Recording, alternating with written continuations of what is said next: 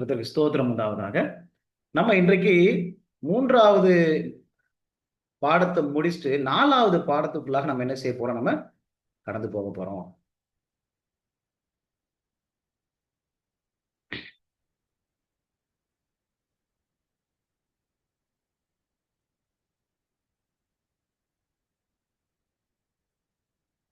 இந்த ஸ்லைடு உங்களுக்கு தெரியுதுங்களா எல்லாருக்கும்? இல்ல பல்வேன் தெரியுதுங்க பாஸ்டர். தெரியுதுங்க பாஸ்டர். 4 மிருகங்கள் தெரியுதுங்க. தானியேல், வெளிப்படுத்தல், வேத ஆராய்ச்சி அப்படின்னு தெரியுதுங்களா? தெரியுதுங்க. தெரியுது. 4 மிருகங்களும் தெரியுது. அந்த எழுத்துக்கள் தெரியுதுங்களா உங்க எல்லாருக்கும்? தெரியுதுங்க, தெளிவா தெரியுது. பாஸ்டர் தெரியுதுங்களா? தெளிவா இருக்கு. சரிங்க.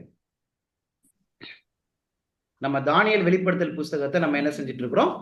ஆராய்ச்சி செஞ்சுட்டு இருக்கிறோம். போன வகுப்புல அதாவது 3வது நாள் நம்முடைய தலைப்புல 3வது நாள்ல தீர்க்க தரிசனத்தை படிக்கும் முறை அதை குறித்து நம்ம படிச்சோம். அப்படிதானங்க? நம்ம ஒரு 11 பாயிண்ட்ஸ் படிச்சோம்னு நினைக்கிறேன். 11 பாயிண்ட்ஸ் படிச்சோம்.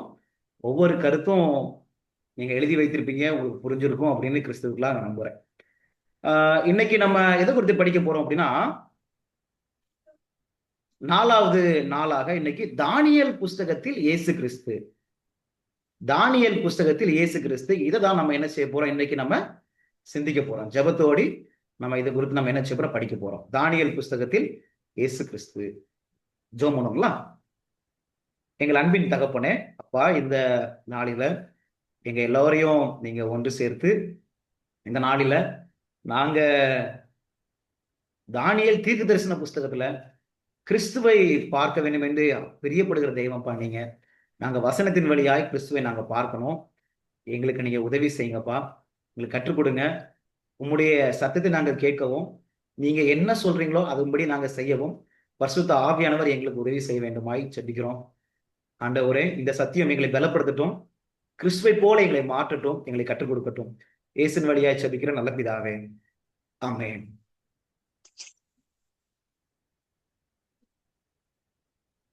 சரி, நம்முடைய தலைப்பு என்ன நீங்க நோட் பண்ணிக்கங்க, சரிங்களா?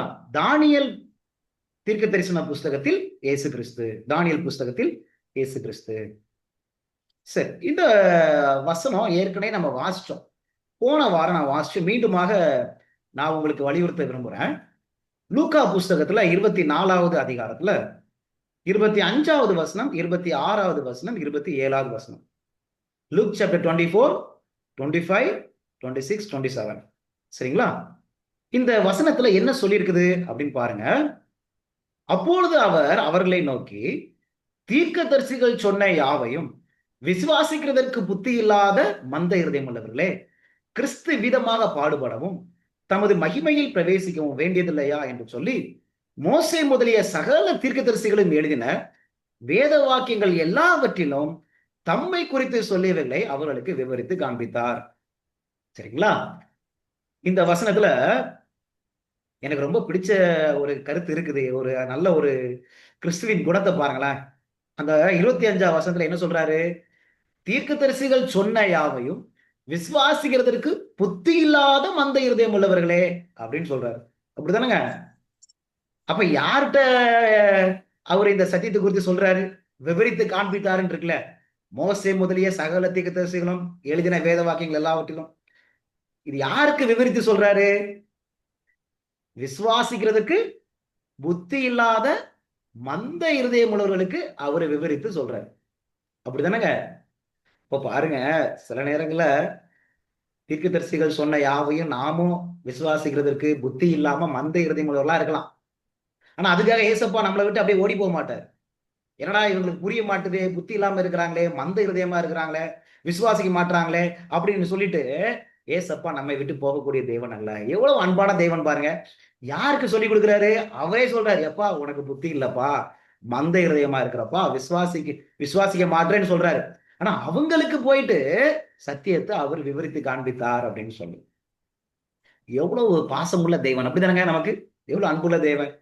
சில நேரங்களை நம்ம யோசிப்போம், ஐயோ எனக்கு புத்தியே இல்லையே, எனக்கு புரியவே மாட்டுதே, மந்தமா இருக்கிறனே.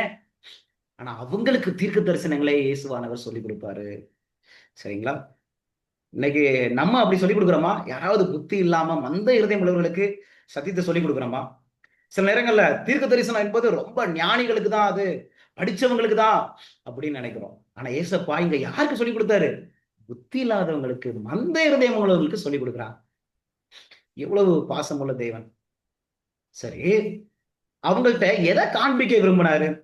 அதுதான் 27ஆம் வசனம். மோசே முதலிய சகல தீர்க்கதரிசிகளும் எழுதின வேத வாக்கியங்கள் எல்லாவற்றிலும் தம்மை குறித்து சொல்லியவைகளை. சரிங்களா? அப்ப சகல தீர்க்கதரிசி, அப்ப அதுல தானியேலும் வருவாரா வரமாட்டாரா? கண்டிப்பா வருவாரு. சகல தீர்க்கதரிசிகளையும் எழுதின வேத வாக்கியங்கள் எல்லாவற்றிலும் தம்மை குறித்து, அப்படின்னா யாருங்க? இயேசுவை குறித்து. அப்போ ஒவ்வொரு தீர்க்க தரிசனமும், ஒவ்வொரு தீர்க்க தரிசிகளும் யார் குறித்து பேசியிருக்கிறாங்க? ஏசப்பாவை குறித்து பேசியிருக்கிறாங்க. அப்ப தீர்க்க தரிசனம் யாரை பற்றியது? இயேசுவை பற்றியது. சரிங்களா? அதான் லூக்கா 24 ஏசப்பா சொல்ல விரும்புறாரு, எப்பா தீர்க்க தரிசனம் அது இயேசுவை பற்றியதுப்பா, தம்மை பற்றியது அப்படின்னு சொல்றாரு. தொடர்ந்து பாருங்க, லூக்கா 24 44வது வசனத்துல, அவர்களை நோக்கி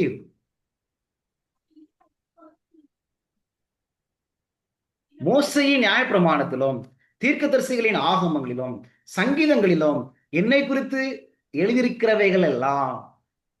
நான் முக்கியமா ஒரு சில வார்த்தையை கொஞ்சம் மிகைப்படுத்தியிருக்கிறேன், அதை கொஞ்சம் கலர் ஹைலைட் பண்ணியிருக்கிறேன். சரிங்களா? மஞ்சள் கலர்ல நான் அதை கொஞ்சம் மிகைப்படுத்தி வலியுறுத்தி வச்சிருக்கிறேன். நீங்க அதை நல்லா பாருங்க. சரிங்களா? ஏன்னா அதை தான் நான் கொஞ்சம் வலியுறுத்த விரும்புறேன். தீர்க்கதரிசிகளின் ஆகமங்களிலும் சங்கீதங்களிலும் என்னை குறித்து எழுதியிருக்கிறவர்கள் எல்லாம். அப்ப தீர்க்கதரிசிகள் எதை குறித்து எழுதியிருக்கிறாங்களா? அவரை குறித்து எழுதியிருக்கிறாங்க. சரிங்களா? இது ஏசப்பாவே சொன்னதுங்க. ஏசப்பாவே சொன்னது. அப்ப ஏசப்பா என்ன சொல்றாங்க? தீர்க்க தரிசனங்கள் யாரை பற்றியது? இயேசுவை பற்றியது. அப்ப நம்ம தானியேல் தீர்க்க தரிசனங்களை படிக்க போறோம். தானியேல்ல அநேக காரியங்கள் இருக்குது. சிங்கம் இருக்குது, கரடி இருக்குது, சிவிங்கி இருக்குது, சின்ன கொம்பு இருக்குது, 2300 ராப்பகல் தீர்க்க தரிசனங்கள் என்று 70 வார தீர்க்க தரிசனங்கள் அப்படின்னு பல தீர்க்க தரிசனங்கள் அங்க இருக்குது. ஆனா ஒரு காரியத்தை நம்ம தொலைச்சிடவே கூடாது. ஒரு காரியத்தை நம்ம பார்க்காம விட்டுறக்கூடாது. யாரை பார்க்காம விட்டுறக்கூடாது? இயேசு கிறிஸ்துவை பார்க்காம விட்டுறக்கூடாது. ஏன்னா நம்ம எல்லாருமே மத்தேயு, மார்க், லூக்கா, யோவான்ல இயேசு கிறிஸ்துவை பார்ப்போம். ஆனா தானியேல் வெளிப்படுத்த தீர்க்க தரிசனங்கள்லையும் இயேசு கிறிஸ்துவை பார்க்கிறதுக்கு நம்ம பழகணும். சரிங்களா? அதனாலதான் நம்ம இன்னைக்கு தானியேல் 1ஆம் அதிகாரத்துல 12ஆம் அதிகாரம் வரைக்கும் கொஞ்சம் ஆழமா போய் படிக்க போறோம். அங்க எங்கெல்லாம் இயேசு கிறிஸ்துவை குறித்து பேசப்படுது. முக்கியமா தானியேல் 1ஆம் அதிகாரத்துல 10 பாயிண்ட்ஸ் எடுக்க போறோம். எத்தனை பேரு நீங்க தானியேல் 1ஆம் அதிகாரம் படிச்சிருப்பீங்க? இந்த தானியேல் 1ஆம் அதிகாரத்துல இயேசு கிறிஸ்துவை குறித்து ஒரு 10 பாயிண்ட்ஸ் இருக்குதுங்க. நம்ம கொஞ்சம் ஆழமா ஆண்டுடைய கிருபையினால நம்ம பார்க்க போறோம். இயேசு கிறிஸ்துவை பார்க்கறதுனால என்ன நடக்கும், இதெல்லாம் நம்ம தொடர்ந்து என்ன செய்ய போறோம், நம்ம பார்க்க போறோம். சரிங்களா? சரிங்க, இன்னைக்கு நம்ம ஒரு 5 பாயிண்ட் பார்க்க போறோம். எத்தனை பாயிண்ட் பார்க்க போறோம்னு சொன்ன? 5 பாயிண்ட்ஸ், 5 பாயிண்ட் பார்க்க போறோம். Point number 1, introduction to the book of Daniel. தானியேல் புஸ்தகத்தை குறித்த ஒரு அறிமுகம். தானியேல் புஸ்தகத்தை குறித்த ஒரு அறிமுகம். 5 பாயிண்ட் நம்ம என்ன செய்ய போறோம், பார்க்க போறோம். சரிங்களா? இது ஃபர்ஸ்ட் பாயிண்ட். சரி, தானியேல் புஸ்தகத்தின் ஒரு கண்ணோட்டம், ஒரு சின்ன கண்ணோட்டம். நம்ம போலாமா? எத்தனை அதிகாரம் இருக்குது? 12 அதிகாரங்கள் அங்க இருக்குது. சரிங்களா? எத்தனை வசனங்கள் இருக்குது தானியேல் புஸ்தகத்துல? 357 வசனங்கள் அங்க என்ன செய்து இருக்குது. இதெல்லாம் நீங்க எழுதி வச்சுக்கோங்க. நம்ம கடைசியில பரீட்சை வைக்க போறோம்னு சொன்னோம்ல, இதுல இருந்து கேள்விகள் வரும். சரிங்களா? இதை நீங்க ஞாபகத்துல வைத்துக் கொள்ளுங்க. 12 அதிகாரங்கள், 12 சாப்டர்ஸ். how many verses? எத்தனை வசனங்கள்? 357 வசனங்கள் இருக்குது. தானியேல் புஸ்தகத்துல சிறிய வசனம் என்னது? சிறிய வசனம், ஸ்மால் வேர்ஸ், தானியேல் 4ஆம் அதிகாரத்துல 28வது வசனம். தானியேல் 4ஆம் அதிகாரத்துல 28வது வசனம். பெரிய வசனம் எது? பிகஸ்ட் வேர்ஸ், தானியேல் 5ஆம் அதிகாரத்துல 23வது வசனம். சரிங்களா? சிறிய வசனம் தானியேல் 4:28, பெரிய வசனம் தானியேல் 5:23. இந்த தானியல் தீர்க்க தரிசன புஸ்தகத்தை யார் எழுதுனாங்க? யார் எழுதுனாங்க? தானியேல் என்ன செஞ்சாரு? எழுதினாரு. எங்க வசனம் இருக்குது? ஆனா அவர் எத்தனை அதிகாரம் எழுதினாரு? அவர் மாத்திரமா எழுதினாரு? தானியேல் 1ஆம் அதிகாரத்திலிருந்து 3ஆம் அதிகாரமும், தானியேல் 5ஆம் அதிகாரத்திலிருந்து 12ஆம் அதிகாரமும் யார் எழுதினாங்க அப்படின்னா தானியேல் எழுதினார். தானியேல் 1லிருந்து 3ம், தானியேல் 5லிருந்து 12ம். இந்த 4ஆம் அதிகாரத்தை யார் எழுதுனா? அதை நம்ம பார்க்கலாம். சரிங்களா? இப்ப உதாரணத்துக்கு தானியேல் 7ஆம் அதிகாரம் முத வசனத்துல அவரே சொல்றாரு பாருங்களேன். தானியேலே சொல்றாரு, பாபிலோன் ராஜாவாகிய பெல்சாசாரின் 1ஆம் வருஷத்திலே தானியேல் ஒரு சொப்பனத்தையும் தன் படுக்கையின் மேல் தன் தலையின் தோன்றின தரிசனங்களையும் கண்டான். பின்பு அவன் அந்த சொப்பனத்தை எழுதி, அந்த வார்த்தை வருதுங்களா? என்ன வார்த்தை வருது? எழுதி அப்படின்னு வருது. He wrote அப்படின்னு வருது. அப்ப யார் எழுதுனாங்க? தானியேல் எழுதினார். அவரு ஒரு ஆத்தர். சரிங்களா? இப்ப வேற யாரு? தானியேல் 4ஆம் அதிகாரம் முத வசனம் பாருங்க. இங்க 4ஆம் அதிகாரத்தை தானியேல் எழுதல. இங்க யார் எழுதியிருக்கா அப்படின்னு பாருங்க. தானியேல் 4ஆம் அதிகாரம் முத வசனம். Daniel chapter 4 verse 1 பாருங்க. ராஜாவாகிய நேபுகாத்நேச்சார் பூமி எங்கும் குடியிருக்கிற சகல ஜனத்தாருக்கும், ஜாதியாருக்கும், பாஷைக்காரருக்கும் எழுதுகிறது என்னவென்றால், பாத்தீங்களா? அப்ப இந்த 4ஆம் அதிகாரத்தை யார் எழுதுனாங்க? நேபுகாத்நேச்சர் அவர் எழுதியிருக்கிறார். சரிங்களா? அப்ப தானியேல் 1ஆம் அதிகாரத்தில் 3ஆம் அதிகாரமும், 5ஆம் அதிகாரத்தில் 12ஆம் அதிகாரமும் யார் எழுதினது? தானியேல் எழுதினாரு. தானியேல் 4ஆம் அதிகாரத்தை யார் எழுதினாங்க? நேபுகாத்நேச்சார் என்ன செஞ்சிருக்கிறாரு? ராஜாவாகிய நேபுகாத்நேச்சார் எழுதியிருக்கிறார். பாருங்க, ஆண்டவர் யார் எழுதுனதெல்லாம் வேதாமத்துல சேர்த்து வச்சிருக்காருன்னு பாத்தீங்களா? அவர் ஒரு புறஜாதி ராஜா, ஒரு அஞ்ஞான ராஜா. அவரு எழுதின காரியத்தை வேதாமத்தோடு இணைச்சு வச்சிருக்கிறாரு பாருங்க. அப்ப தேவன் பட்சபாதம் உள்ளவர் அல்ல. ஒரு விக்கிரகத்தை வணங்கின ஒரு நபர், அவர் தேவனை குறித்து எழுதின காரியத்தையும் ஆண்டவர் வேதாமத்துல இணைச்சு வச்சிருக்கிறாரு. நம்ம எல்லாரும் சொல்றோம்ல, all the scriptures are inspired by the word of God. வேத வாக்கியங்கள் எல்லாம் தேவ ஆவியினால் அருளப்பட்டது அப்படின்னு நம்ம சொல்றோம்ல. அதை கண்டுபிடிங்க, எந்த வசனம் கண்டுபிடிங்க. ஹோம்ஒர்க். சரிங்களா? எழுதி வச்சுக்கோங்க. யாராவது நான் என்ன ஹோம்ஒர்க் கேட்கிறேன், எழுதி வச்சுக்கோங்க. வேத வாக்கியங்கள் எல்லாம் தேவ ஆவியினால் அருளப்பட்டிருக்குது. அந்த வசனம் எங்க இருக்குது? புதிய ஏற்பாடுல. புதிய ஏற்பாடுன்னு சொல்லிட்டேன். பவுல் எழுதினாரு அப்படின்னு சொல்லிட்டேன். பவுல் எழுதியிருக்காருன்னு சொல்லிட்டேன். கண்டுபிடிங்க. சரிங்களா? அப்ப வேத வாக்கியங்கள் எல்லாம், ஆல் த ஸ்கிரிப்சர்ஸ் அப்படின்னு வருது. ஆல் த அப்படின்னா நேபுகாத்நேச்சார் எழுதுனதும் கூட தேவ ஆவியினாலதான் அவரும் எழுதியிருக்கிறாரு. தேவ ஆவியினால எழுதியிருக்காரு. அப்ப தேவன் நேபுகாத்நேச்சரை என்ன செய்கிறாரு? இந்த வேதாமத்தை எழுதுவதற்கு பயன்படுத்தி இருக்கிறாரு அப்படின்னு நம்ம பார்க்கிறோம். தேவன் யாரையும் பயன்படுத்த முடியும். சரி, இந்த தானியேல் புஸ்தகத்தை ஒரு 2 பகுதிகளா பிரிக்கலாம். சரிங்களா? 2 பகுதி. தானியேல் 1லிருந்து 6ஆம் அதிகாரத்தை ஒரு ஹிஸ்டாரிக்கல் ரைட்டிங்ஸ் சொல்லுவாங்க, வரலாற்று பகுதி என்று சொல்லுவாங்க, சரித்திர பகுதின்னு சொல்லுவாங்க. சரிங்களா? தானியேல் 1ஆம் அதிகாரத்திலிருந்து 6வது அதிகாரம் வரைக்கும் அது ஒரு ஹிஸ்டாரிக் ரைட்டிங் சொல்லுவாங்க, ஒரு சரித்திர பகுதி அப்படின்னு சொல்லுவாங்க. தானியேல் 7ஆம் அதிகாரத்திலிருந்து 12ஆம் அதிகாரம் வரைக்கும் தீர்க்க தரிசன பகுதின்னு சொல்லுவாங்க. தீர்க்க தரிசன பகுதின்னு சொல்லுவாங்க. சரிங்களா? இப்ப 7ஆம் அதிகாரத்திலிருந்து 2ஆம் அதிகாரம் வரைக்கும் தீர்க்க தரிசன பகுதியா இருக்கிறதுனால தானியேல் 1லிருந்து 6 வெறும் கதை பகுதி தான் அப்படின்னு நினைச்சிடக்கூடாது. சரிங்களா? கதை பகுதி தான் நினைச்சிடக்கூடாது. கதைகள் வழியாய் ஆண்டவர் தீர்க்க தரிசனத்தை அங்க வைத்திருக்கிறாங்க. கதைகள் வழியாய். இப்ப உதாரணத்துக்கு லோத்து சோதம் குமாரில் இருக்கும்போது ஒரு சம்பவம் நடந்துச்சு. இந்த சோதம் குமார மக்கள் எப்படிலாம் இருந்தாங்க அப்படின்னு ஒரு சரித்திரம் இருக்குது. ஆனா ஏசப்பா அங்க அதை எங்க ஒப்பிட்டு பேசுறாரு? 2ஆம் வருகைக்கு முன்னாடி ஒரு சில ஜனக்கூட்டம் இருப்பாங்க. அங்க லோத்துடைய காலத்துல எப்படி இருந்தாங்களோ அப்படியே இங்க இருப்பாங்க. அப்ப ஒரு கதையை எடுத்து ஒரு தீர்க்க தரிசனமா ஏசப்பா சொல்றாங்களா இல்லையா? நோவா காலத்துல, அந்த சமயத்துல நோவா வாழ்ந்து கொண்ட சமயத்துல ஜனங்கள் எப்படி இருந்தாங்களோ அப்படியே மனுஷகுமாரன் வரும் காலத்துக்கு முன்பாக அவங்க என்ன செய்வாங்க? இருப்பாங்க. பாத்தீங்களா? ஒரு கதைகள் வழியா அங்க ஒரு தீர்க்க தரிசனம் ஏசப்பா சொல்றாங்க. சரிங்களா? ஆஹ் யோனா கதை, யோனா கதை எல்லாருக்குமே தெரியும். அந்த யோனா கதை வழியா தீர்க்க தரிசனம் இருக்குதா? யோனா கதை வழியா யோனா எப்படி மீனின் வயிற்றுல 3 நாள் இரவும் பகல் இருந்தாரோ, அதே போல மனுஷகுமாரனும் இந்த பூமியினுடைய இருதயத்துல இருப்பாரு அப்படின்னு சொன்னாரு. அப்போ ஒரு கதையில தீர்க்க தரிசனங்கள் அடங்கி இருக்கிறதை நம்ம என்ன செய்ய முடியுங்க? நம்ம பார்க்க முடியும். சரிங்களா?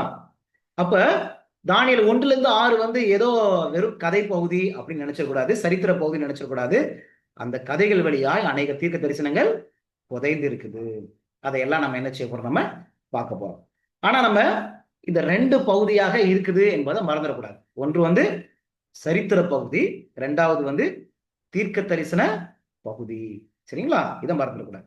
சரி, அப்ப சுருக்கமா ஒரு 3 பாயிண்ட்ஸ் நம்ம பார்த்துட்டோம் அறிமுகத்துல. என்னென்ன பாயிண்ட் பார்த்தோம்? எத்தனை அதிகாரங்கள், எத்தனை வசனங்கள், சிறிய வசனம் எது, பெரிய வசனம் எதுன்னு பார்த்தோம்.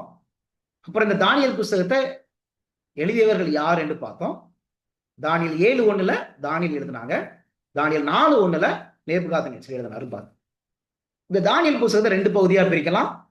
ஒண்ணு வந்து தானியேல் 1-6 கதை பகுதி, தானியேல் 7-12 தீர்க்க தரிசன பகுதியாக ப்ராஃபட்டிக் ரைட்டிங்ஸ் அப்படின்னு சொல்லுவாங்க. அப்படி நம்ம என்ன செய்யலாம்? பிரிக்கலாம் என்பதை நம்ம பார்த்தோம். சரிங்களா? சரி, இது முதலாவது பகுதி.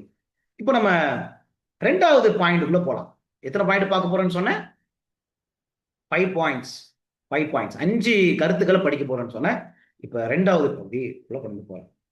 சரி, மிகாவேல் யார்? இன்று அநேக பேர் இந்த கேள்வியை கேட்கிறாங்க. மிகாவேல் என்று யார்? அவர் ஒரு சாதாரண தெய்வனா, இல்ல அது ஒரு சாதாரண மனிதரா, இல்ல அது வெறும் தேவதூதனா அப்படின்னு சொல்லி பல பேர் என்ன செய்றாங்க? சில கேள்விகளை கேட்கிறாங்க. ஆனா நம்ம இந்த மிகாவேல் யார் என்பது ஒரு பெரிய ஸ்டடி.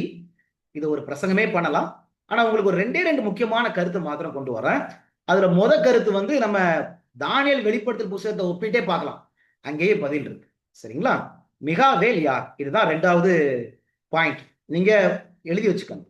சரி, இதுல நம்ம 2 பாயிண்ட் படிக்க போறோம். இந்த மிகாவேல் யார் என்பதுல 2 பாயிண்ட். சரி, தானியேல் 10ஆம் அதிகாரம் 13வது வசனம் பாருங்க. தானியேல் 10ஆம் அதிகாரம் 13வது வசனத்துல, பெர்ஷியா ராஜ்யத்தின் அதிபதி 21 நாள் மட்டும் என்னோடு எதிர்த்து நின்றான். ஆனாலும் பிரதான அதிபதிகளில் ஒருவனாகிய மிகாவேல் எனக்கு உதவியாக வந்தான். இந்த வசனத்துல பிரதான அதிபதிகளில் ஒருவனாகிய மிகாவேல் அப்படின்னு வருது. சரிங்களா? அப்ப மிகாவேல் யாரு? பிரதான அதிபதி என்று இந்த வசனம் சொல்லுது. அடுத்த வசனம் பாருங்க.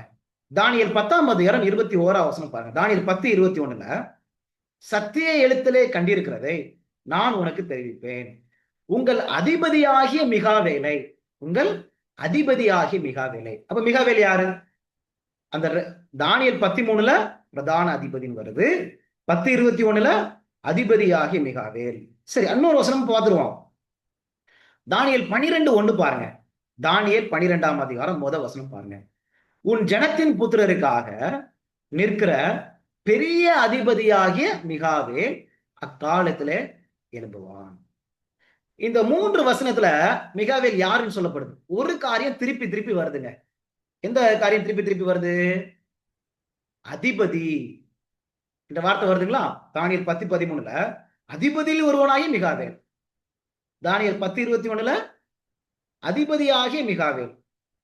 தானியேல் 12:1 பெரிய அதிபதியாகிய மிகாவேல். அப்ப அதிபதி என்ற வார்த்தை திருப்பி திருப்பி வர்றத நம்ம பார்க்க முடியும்.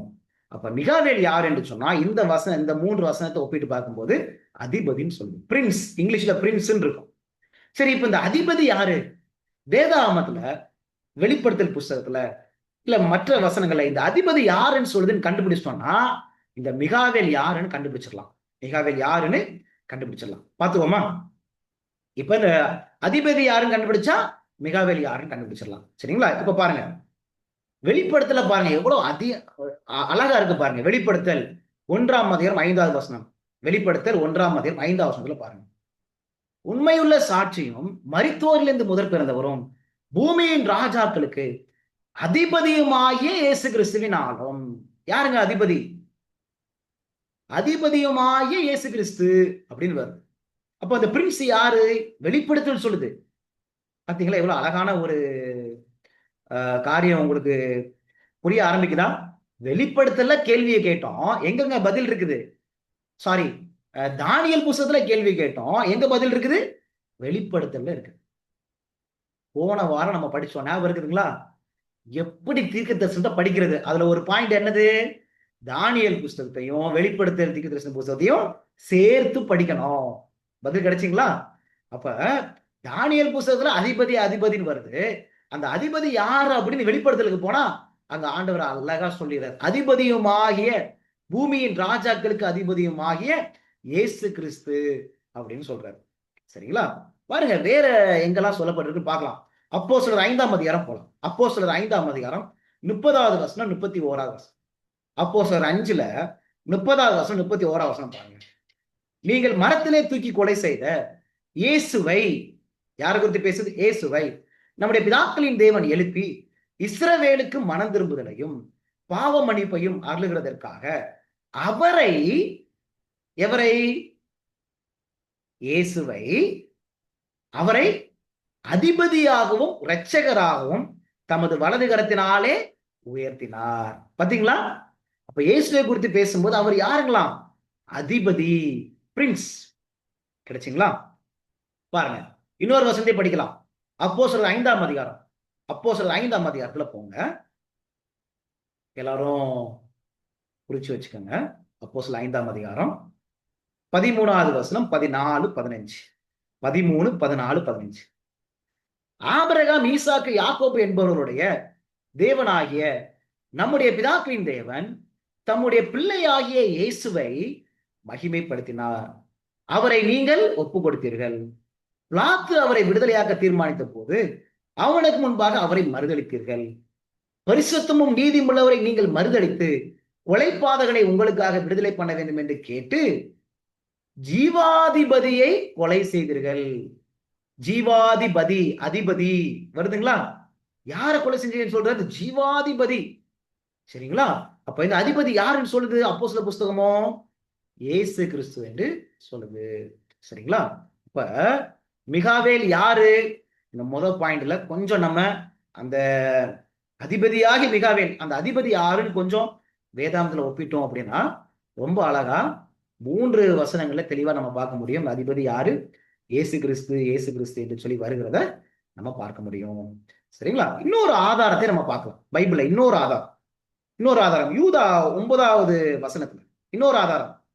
பி, முதல் ஆதாரம் நம்ம படிச்சிட்டோம், அதிபதி என்ற வார்த்தையை எடுத்து நம்ம படிச்சோம். பிரின்ஸ், யார் அந்த பிரின்ஸ் அப்படின்னு சொல்லி கொஞ்சம் நம்ம எடுத்து படிச்சோம்.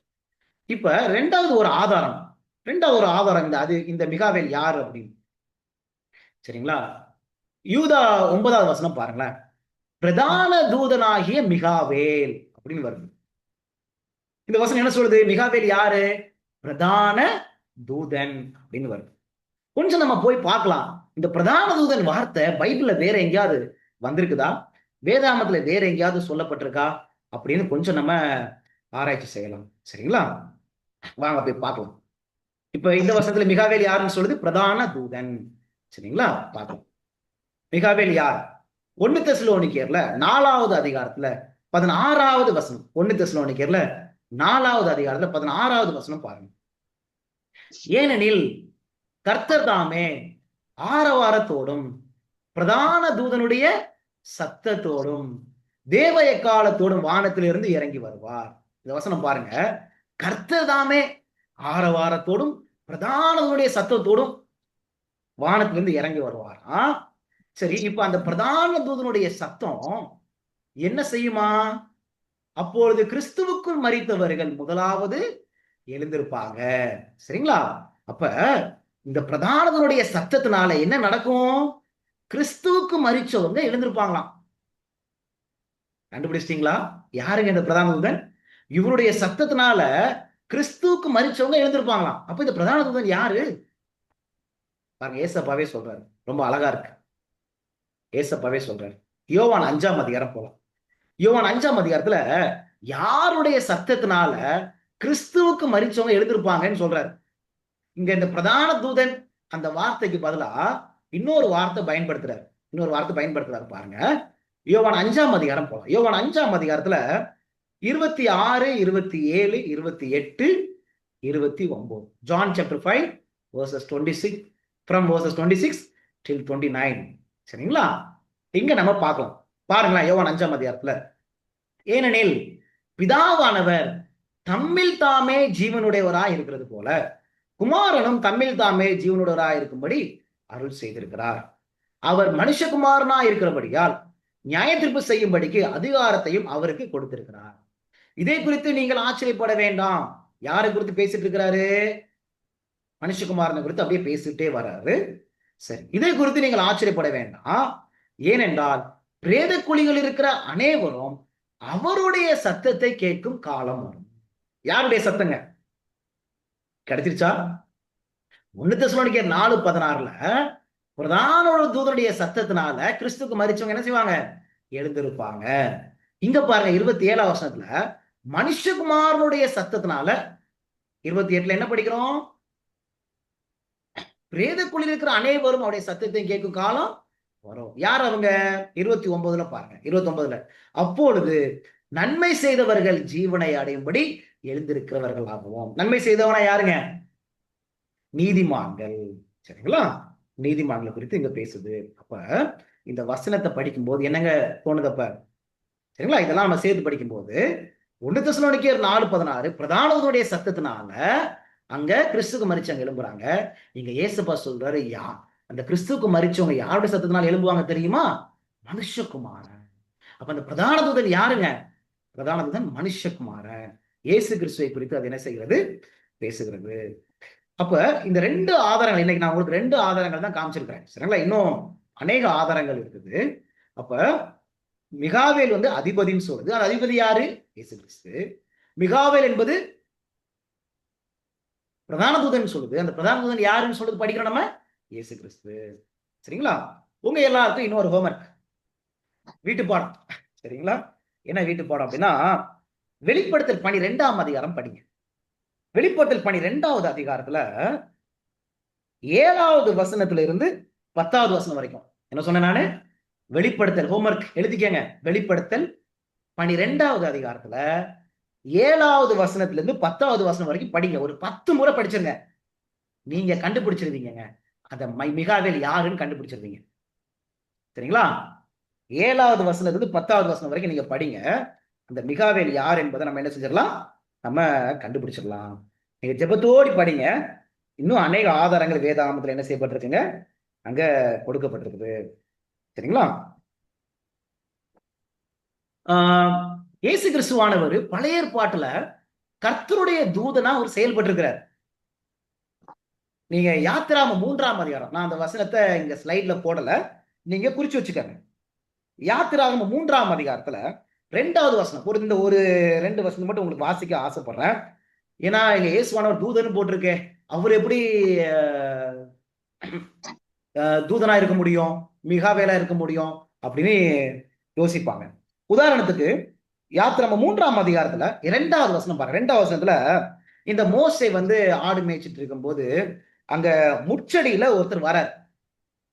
அவர் யாருன்னு பாருங்க. 2வது வசனத்துல அங்கே கர்த்தருடைய தூதனானவர் ஒரு முச்சடியின் நடுவில் இருந்து உண்டான அக்கினி ஜுவாலையிலே நின்று அவனுக்கு தரிசனமானார். கர்த்தருடைய தூதன் வருது, அப்படிதானங்க? ஆனா 4வது வசனம் பாத்தீங்களா? 4வது வசனத்துல அவன் பார்க்கும்படி கிட்ட வருகிறதை யார் கண்டார்? கர்த்தர் கண்டார். முச்சடியின் நடுவில் இருந்து தேவன் அவனை நோக்கி. 2வது வசனத்துல கர்த்தருடைய தூதனானவர் வருது. ஆனா 4வது வசனத்துல யார் கண்டான்னு வருது? கர்த்தர் கண்டார். முச்சடியின் நடுவில் இருந்து தேவன் அவனை நோக்கி. சரிங்களா? அப்ப அந்த பழைய ஏற்பாட்டுல நீங்க படிச்சு பாத்தீங்கன்னா கிறிஸ்துவானவர் கர்த்தருடைய தூதனாக அவர் அநேக சமயத்துல செயல்பட்டு இருக்கிறாரு. ஆபிரகாமை சந்திக்கிறதற்கு, அதாவது சோதம் குமரா அழிக்கிறதுக்கு முன்பாக ஆபிரகாமை சந்திப்பதற்கு 3 பேர் போவாங்க. அதுல ஒரு ஆள் யாரு? வசனம் 3 தூதர்கள் சொல்லானா? 3 தூதர்கள் சொல்லும். அதுக்கப்புறம் நீங்க படிச்சு பாத்தீங்க அப்படின்னா கர்த்தர் அப்படின்னு வரும். நீங்க படிச்சு பாருங்க, ஆதியாகம புத்தகத்துல இருக்கு. சரிங்களா? இதுவும் ஒரு வீட்டு பாடம், எழுதிக்கங்க. ஆபிரகாமை சந்திப்பதற்கு 3 பேர் போனாங்க. அதுல ஒரு நபரை கர்த்தர் என்று சொல்லும்.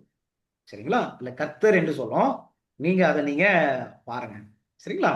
பழைய ஏற்பாட்டுல கர்த்தருடைய தூதனாக, பிரதான தூதனாக இயேசுவானவர் என்ன செஞ்சாங்க? செயல்பட்டதை நம்ம என்ன செய்ய முடியும்? நம்ம பார்க்க முடியும். ஏன் இதை நம்ம படிக்கணும் அப்படின்னா, நம்ம தானியேல் புஸ்தகத்துக்கு போகும்போது அங்க அங்க ஒரு 3 வசனங்கள் மிகாவேல் மிகாவேல் என்று வரும். அப்ப அதை வரும்போது நம்ம அதை புரிஞ்சுக்கணும். அது இயேசு கிறிஸ்துவை குறித்து பேசுகிறது, இயேசு கிறிஸ்துவை குறித்து பேசுகிறது. சரிங்களா? அப்ப தானியேல் புஸ்தகம் இயேசு கிறிஸ்துவை குறித்து பேசுதுங்களா? சரிங்களா? இந்த 2வது பாயிண்ட்ல உங்களுக்கு புரிய வந்திருக்கும் நம்புறேன். இந்த மிகாவேல் என்பது இயேசு கிறிஸ்து. இப்ப தானியேல் புஸ்தகம் இயேசு கிறிஸ்துவை குறித்து பேசுதா? இந்த தானியேல் 10ஆம் அதிகாரம் 13வது வசனம் மிகாவேலை குறித்து வருது. தானியேல் 10ஆம் அதிகாரம் 21ஆம் வசனம் மிகாவேலை குறித்து வருது. தானியேல் 12ஆம் அதிகாரம் 1 வசனம் மிகாவேலை குறித்து வருது. அப்படின்னா தானியேல் புஸ்தகம் இயேசு கிறிஸ்துவை குறித்து பேசுதா? கண்டிப்பா பேசுதுங்க. சரிங்களா? கடைசி காலத்துல நம்முடைய நம்பிக்கை, நம்முடைய ஜீவன், நம்முடைய பலன் எல்லாமே யார் தாங்க? இயேசு கிறிஸ்து. சரிங்களா? சரி, 3வது பாயிண்ட்குள்ள போயிடலாம். எத்தனை பாயிண்ட் படிக்க போறேன்னு சொன்ன? 5 பாயிண்ட்ஸ், 5 கருத்து. 3வது கருத்துக்குள்ள போயிடலாம். தானியேல் புத்தகத்தில் ஒவ்வொரு அதிகாரமும் யாரை குறித்து பேசுகிறது பார்க்க போறோம். சரிங்களா? தானியேல் தீர்க்கதரிசன புஸ்தகத்துல உள்ள ஒவ்வொரு அதிகாரமும் யாரை குறித்து பேசுகிறது? Whom does the chapters of the book of Daniel talks, reveals அப்படி கூட போடலாம். சரிங்களா? யாரை குறித்து இந்த தானியேல் புஸ்தகம் பேசுகிறது அப்படின்னு பார்க்க போறோம். சரி, இப்போ ஒவ்வொரு அதிகாரமும் போலாம். தானியேல் 1ஆம் அதிகாரம். தானியேல் 1ஆம் அதிகாரத்துல 17வது வசனம் பாருங்க. 17வது வசனம் பாருங்க. இந்த 4 வாலிபருக்கும் தேவன் சகல எழுத்திலும் ஞானத்திலும் அறிவையும் சாமர்த்தியத்தையும் கொடுத்தார். தானியேலை சகல தரிசனங்களையும் சொப்பனங்களையும் அறியத்தக்க அறிவுள்ளவன் ஆக்கினார். சரிங்களா? தானியேல் 1:17. இப்ப இந்த வசனத்துல தேவனை குறித்து பேசுதுங்களா? பொதுவா நம்ம எல்லாருக்குமே தானியேல் 1ஆம் அதிகாரமா என்ன ஞாபகம் வரும்? 1வது அதிகாரமா என்ன வரும்? ஆண்டவர் உணவை குறித்த ஒரு பரீட்சை வச்சாருப்பா, சாப்பாட்டை குறித்த ஒரு பரீட்சையில இந்த தானியேல் ஜெயிச்சிட்டாருப்பா, 10 மடங்கு சமர்த்தரா இருந்தாங்கப்பா, அது மாத்திரம் தான் ஞாபகம் வரும். ஆனா ஆண்டவரை குறித்து ஞாபகம் வருமா? தானியேல் 1ஆம் அதிகாரம் தேவன் யார் அப்படின்னு சொல்லப்பட்டிருக்கு. அவர் எப்படிப்பட்டவர்? சகல எழுத்திலும் ஞானத்திலும் அறிவையும் சாமர்த்தியத்தையும் கொடுக்கிறவர். நம்முடைய பிள்ளைங்க நமக்கும் கூட தேவைப்படுதா இல்லையா? ஞானம், அறிவு, சாமர்த்தியம் நமக்கு தேவைப்படுதா? சரிங்களா? அப்ப தானியேல் 1ஆம் அதிகாரம் தேவன் ஞானத்தையும் அறிவையும் சாமர்த்தியையும் கொடுக்கிறவர், அதை குறித்து பேசுதுங்க. தானியேல் 1ஆம் அதிகாரம் சகல எழுத்திலும் ஞானத்தையும் அறிவையும் சாமர்த்தியத்தையும் கொடுக்கக்கூடிய ஒரு தேவன் என்பதை குறித்து பேசுது. சரிங்களா? நம்ம வாழ்க்கையில இந்த ஞானம், அறிவு, சாமர்த்தியம் குறைவா காணப்படுதா? நமக்கு ஒரு தேவன் இருக்கிறாரு. சில நேரங்களில் ஞானத்துல குறைவா இருக்கிறோமா, உடனே 2 டியூஷன் 3 டியூஷனு எக்ஸ்ட்ரா கிளாஸ், எப்படியாவது ஞானத்தை சம்பாதிச்சிடணும், எப்படியாவது ஞானத்தை சம்பாதிச்சிடணும். ஒரு யூடியூப்ல ஒரு கிளாஸ், ஒரு ஜூம்ல ஒரு கிளாஸ், ஞானத்தை சம்பாதிப்பதற்கு அநேக வழிகளை தேடுறோம். ஆனா இங்க ஞானம், யாரெல்லாம் தேவனுக்கு பயந்த பிள்ளைங்களோ அவங்க பரீட்சை நேரத்துல அதிகமா ஜெபம் பண்ணுவாங்க. ஏன் தெரியுங்களா? ஏன்னா அவங்களுக்கு தெரியும் ஞானத்தை கொடுக்கிறவர் ஆண்டவர் தான். ஒரு சில பேர் பாத்துக்கீங்களா, பரீட்சை சமயத்துலதான் 10 டியூஷன் போவாங்க. ஏன்னா ஞானம் அங்கிருந்து தான் வரும். டியூஷன் போறது தவறு இல்லை, ஆனா பூரண ஞானம் எங்க இருந்து வரும்? தேவனிடத்திலிருந்து வரும் என்பதை நம்புறவங்க ஆணுடைய பாதத்துல அதிகமா என்ன செய்வாங்க? உட்கார்ந்து இருப்பாங்க. அப்ப தானியேல் 1ஆம் அதிகாரம் தேவன் சகல எழுத்திலும் ஞானத்திலும் அறிவையும் சாமர்த்தியத்தையும் கொடுக்கிறவர். 1 கொரிந்தியர் 1:30 பாருங்களேன். 1 கொரிந்தியர் 1:30 அந்தபடி நீங்கள் அவராலே கிறிஸ்து இயேசுக்கு உட்பட்டிருக்கிறீர்கள், எழுதியிருக்கிறபடி மேன்மை பாராட்டுகிறவன் கர்த்தரை குறித்து மேன்மை பாராட்டத்தக்கதாக அவரே தேவனால் நமக்கு ஞானமும். கிறிஸ்து யாருங்க? நம்முடைய விஸ்டமா, நம்முடைய ஞானம் யாரு? இயேசு கிறிஸ்துவானவர். இப்ப இந்த வசனத்துல ஞானம் என்பது ஏதோ ஒரு காரியத்தை புரிஞ்சுக்கிற குறித்து பேசப்படல. ஞானம் என்பது ஒரு நபரையும் குறிக்கிறது என்பதை குறித்து இங்க பேசுகிறது. சரிங்களா? இப்ப நமக்கு ஞானம் வேணும்னா முதலாவது யார் வேணும்? கிறிஸ்து என்கிற ஞானம், அந்த விஸ்டம், அந்த ஞானம் நமக்கு வேணும். கிறிஸ்து என்ற ஞானி நமக்கு வேணும். அவரு நம்ம கூட இருக்கும்போது சகல இடத்திலும் ஞானத்திலும் அறிவையும் சாமர்த்தியத்தையும் நமக்கு தருவாரு. சரிங்களா? அப்ப நமக்கு ஞானம் வேணும்னா ஞானத்தின் பின்னாடி போயிடக்கூடாது. ஞானமாகிய ஞான கண்மலையாகிய இயேசு கிறிஸ்து பின்னாடி நம்ம என்ன செய்யணும்? நம்ம போகணும். சரிங்களா? அப்ப 1ஆம் அதிகாரம் அங்க தேவனை குறித்து என்ன செய்கிறது? அங்க பேசுகிறது. சரி, தானியேல் 2ஆம் அதிகாரம் 44வது வசனம். 2ஆம் அதிகாரத்துக்கு போலாம். தானியேல் 2:44. அந்த ராஜாக்களின் நாட்களிலே பரலோகத்தின் தேவன் என்றென்றைக்கும் அழியாத ஒரு ராஜ்யத்தை எழும்ப பண்ணுவார். அந்த ராஜ்யம் வேறே ஜனத்துக்கு விடப்படுவதில்லை. ஒரு கல் கையால் பெயர்க்கப்படாமல் மலையில் இருந்து பெயர்ந்து, சரி அது போதும். ஒரு கல் அப்படின்னு வரும். தானியேல் 2:44 ஸ்டோன் அப்படின்னு வரும். இந்த கல் யாருங்க? இந்த கல் யாரு? எபேசியர் 2ஆம் அதிகாரம் 20ஆம் வசனம். எபேசியர் 2:20. அப்போஸ்தலர் தீர்க்கதரிசிகள் என்பவர்களுடைய அஸ்திபாரத்தின் மேல் கட்டப்பட்டவர்களுமா இருக்கிறீர்கள். அதற்கு இயேசு கிறிஸ்து தாமே மூளைக்கல்லா இருக்கிறார். மூளைக்கல்லா இருக்கிறார். கிடைச்சிருச்சுங்களா? அப்ப தானியேல் 2ஆம் அதிகாரம் இயேசுவானவரே நம்முடைய அஸ்திபாரம், இயேசுவானவரே நம்முடைய மூளைக்கல் என்பதை குறித்து அங்க என்ன செய்கிறதுங்க? பேசுகிறது. சரிங்களா? இப்ப முதல் அதிகாரத்துல என்ன படிச்சோம்? தேவன் ஞானத்தை கொடுக்கிறவர், இயேசுவே இந்த ஞானம் என்று பார்த்தோம். தானியேல் 2ஆம் அதிகாரத்துல இயேசுவே நம்முடைய அஸ்திபாரம், இயேசுவே மூளைக்கல் என்று இங்க பேசப்படுகிறது. 3ஆம் அதிகாரம், தானியேல் 3ஆம் அதிகாரம் நம்ம எல்லாருக்குமே தெரியும். தானியேல் 3ஆம் அதிகாரத்துல என்ன நடந்துச்சு? அங்க நேபுகாத்நேச்சர் ஒரு சிலைய நிறுத்தி தானியேலுடைய நண்பர்களான அனனியா, அஷரியா, மிஷாவேல நீங்க என்ன செய்யுங்க? வணங்குங்க அப்படின்னு சொன்னாரு. அவங்க என்ன செய்யல? வணங்கல. இப்ப அவங்கள தூக்கி எங்க போட்டாங்க? நெருப்புல தூக்கி போட்டாங்க. நெருப்புல தூக்கி போடும்போது யார் உள்ள இருந்தா? இதான் 3ஆம் அதிகாரம் சொல்லுது. தானியேல் 3:25 அதற்கு அவன், இதோ 4 பேர் விடுதலையாய் அக்கினியின் நடுவிலே உலாவுகிறதை காண்கிறேன். அவர்களுக்கு ஒரு சேதமும் இல்லை. 4ஆம் ஆளின் சாயல் தேவபுத்திரனுக்கு ஒப்பா இருக்கிறது என்றான். தேவபுத்திரன் யாரு? தேவகுமாரன். இப்ப அக்கினியின் நடுவுல யார் இருக்கிறாங்களா? தேவபுத்திரன். அங்க அனனியா, அஷரியா, மிஷாவே அவங்க ஆண்டவருக்காக நின்னதுனால எங்க தூக்கி போடுறாங்க? நெருப்புக்குள்ள, அக்கினிக்குள்ள தூக்கி போடுறாங்க. அந்த அக்கினிக்குள்ள யாரு போயிடுறா? தேவபுத்திரனே போயிடுறாரு. அப்ப இந்த தேவபுத்திரன் யாருங்க? நம்மோடு பாடுபடுபவர், நம்மோடு பாடுபடுபவர். இப்ப 3ஆம் அதிகாரம் இயேசு கிறிஸ்துவானவர் நம்மோடு பாடுபடக்கூடிய ஒரு தெய்வன். ஏதோ நம்ம பாடுபடும் போது ஏதோ சிங்காசனத்துல உட்கார்ந்து சுகமா அங்க இருந்து அப்படியே பார்த்து கொண்டிருக்கிற தேவன் அல்ல. நம்ம நெருக்கப்படும் போது அவரும் நெருக்கப்படக்கூடிய தேவன்.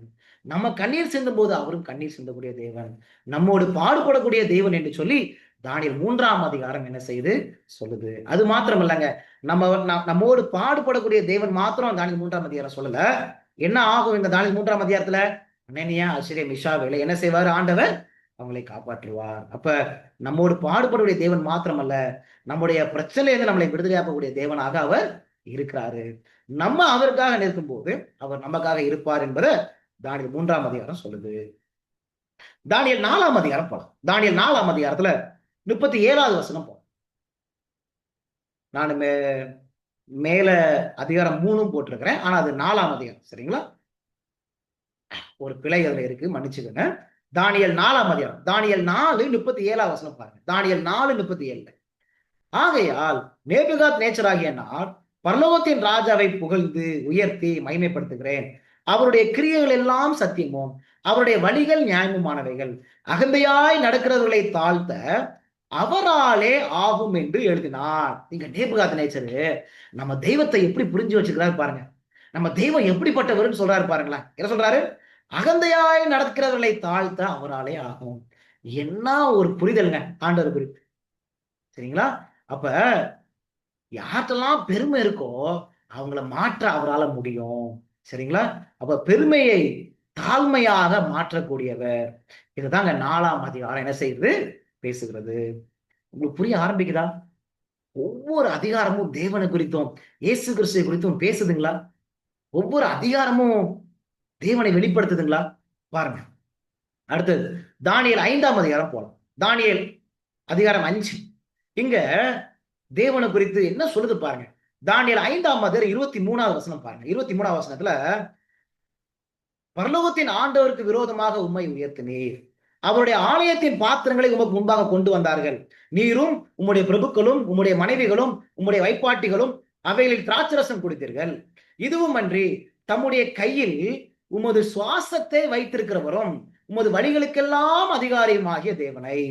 சரிங்களா? என்ன வார்த்தை? தம்முடைய கையில சுவாசத்தை வைத்திருக்கிறவரு.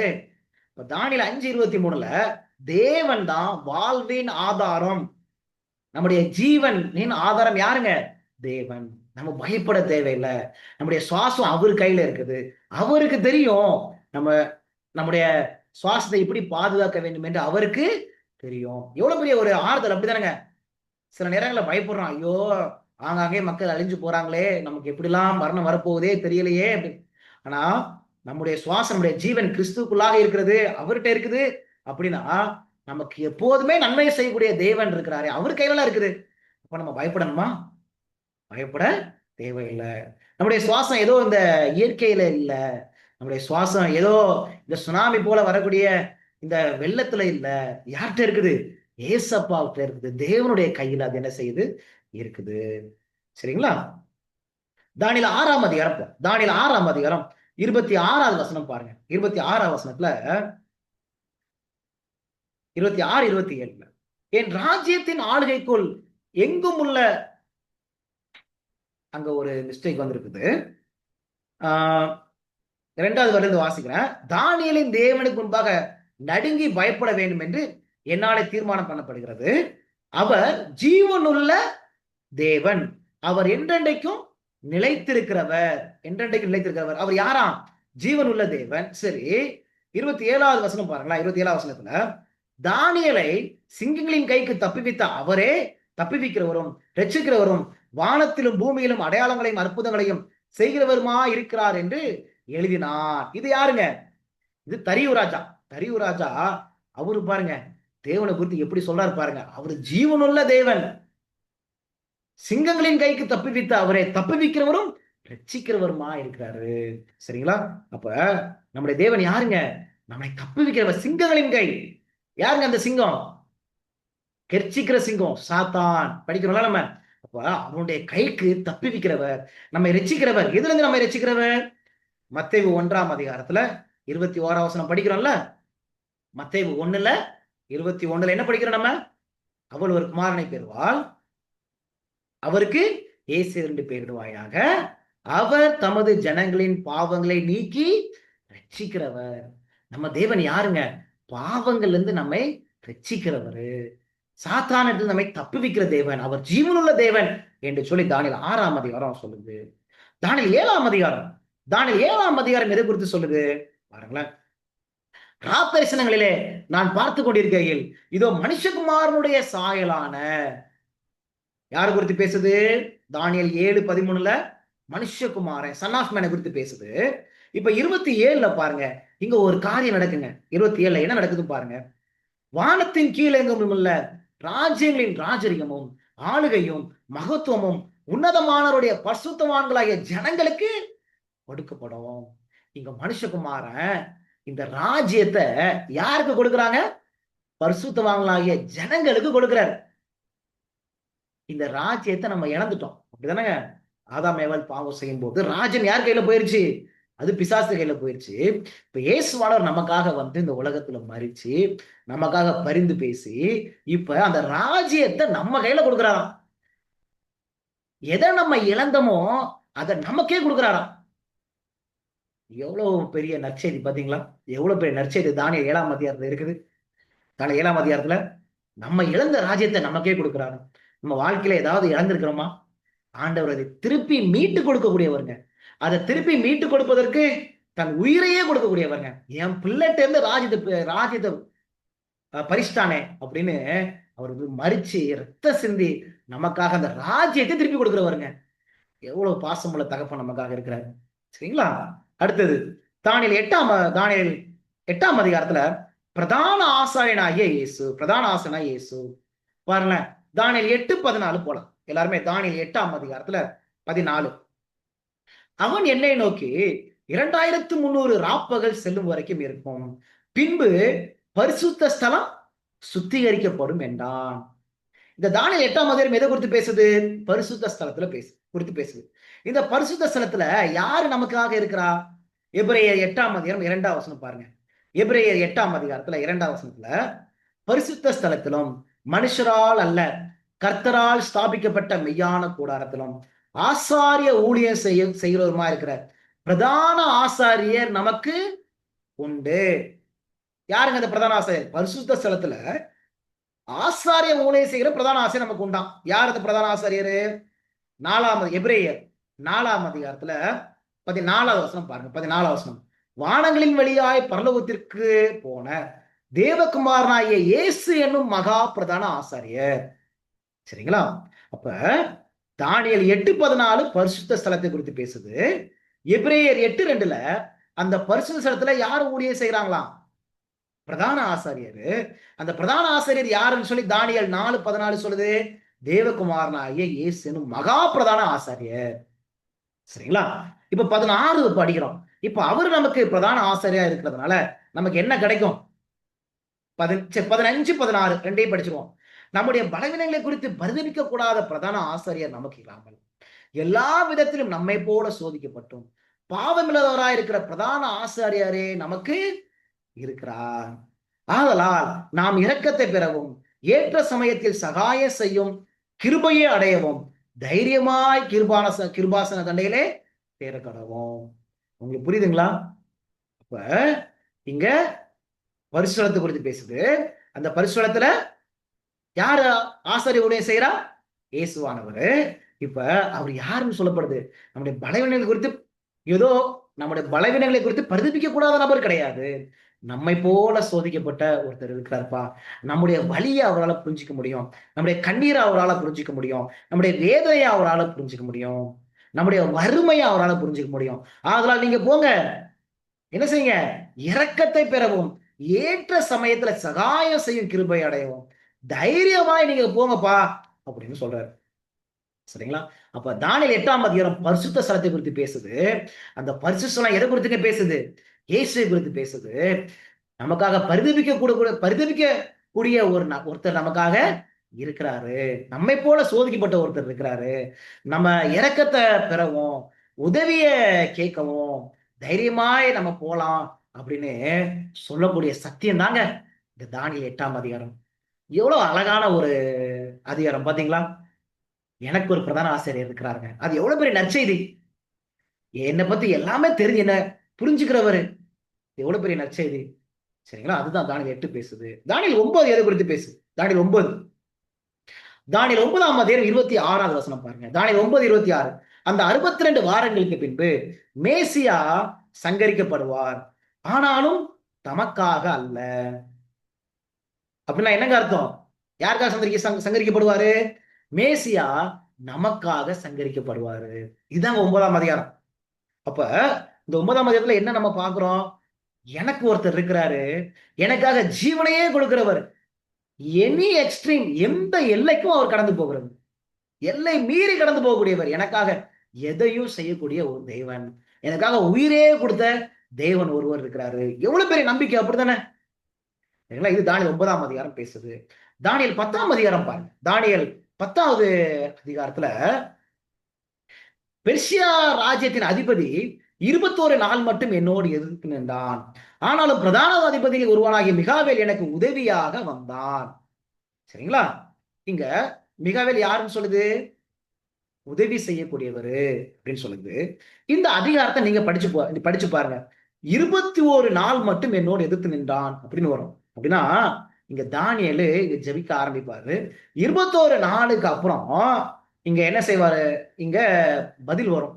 அப்ப அந்த தூதன் வந்து சொல்லுவாரு, இங்க இங்க பெர்சியா அதிபதி எதிர்த்து நின்றாருப்பா, ஆனா மிகாவேல் எனக்கு உதவியாக வந்தாருப்பா அப்படின்னு.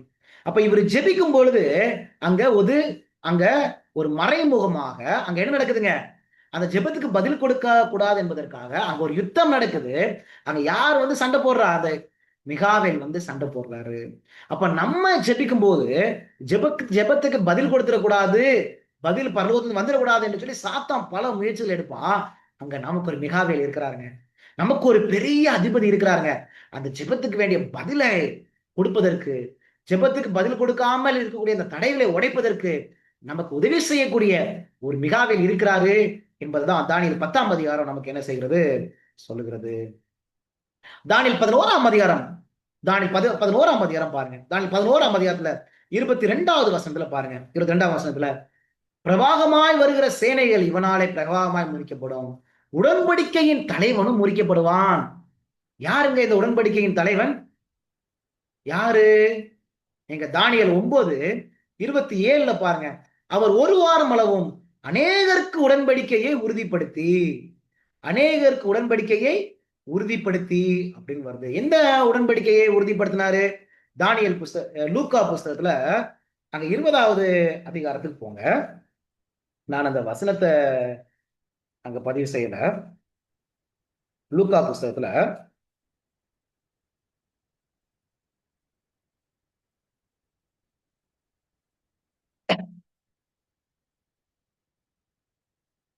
22ஆம் அதிகாரத்துல 20ஆம் வசனம். சரிங்களா?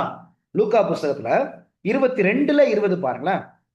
போஜன பண்ணின பின்பு அவர் அந்தபடியே பாத்திரத்தையும் கொடுத்து, இந்த பாத்திரம் உங்களுக்காக சிந்தப்படுகிற என்னுடைய இரத்தத்தினாலாகிய புதிய உடன்படிக்கையாய் இருக்கிறது. சரிங்களா? அப்ப உடன்படிக்கையின் தலைவன் அப்படின்னா யாரை குறித்து அங்க பேசுகிறது? இயேசு கிறிஸ்துவை குறித்து பேசுகிறது. ஏன்னா அவரு தான் என்ன செஞ்சாரு?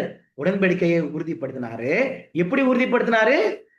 தன்னுடைய இரத்தத்தை ஜனங்களுக்காக சிந்தினதுனால அந்த புதிய உடன்படிக்கையை உறுதிப்படுத்தினார் என்று சொல்லி சொல்லப்படுது.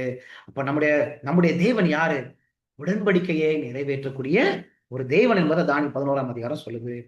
தானியேல் 12ஆம் அதிகாரம், தானியேல் 12ஆம் அதிகாரத்துல இங்க நீங்க பாருங்க, இங்கேயும் அந்த மிகாவேல் யார் என்பதுக்குரிய ரொம்ப அழகான ஒரு பதில் இங்கே இருக்குது.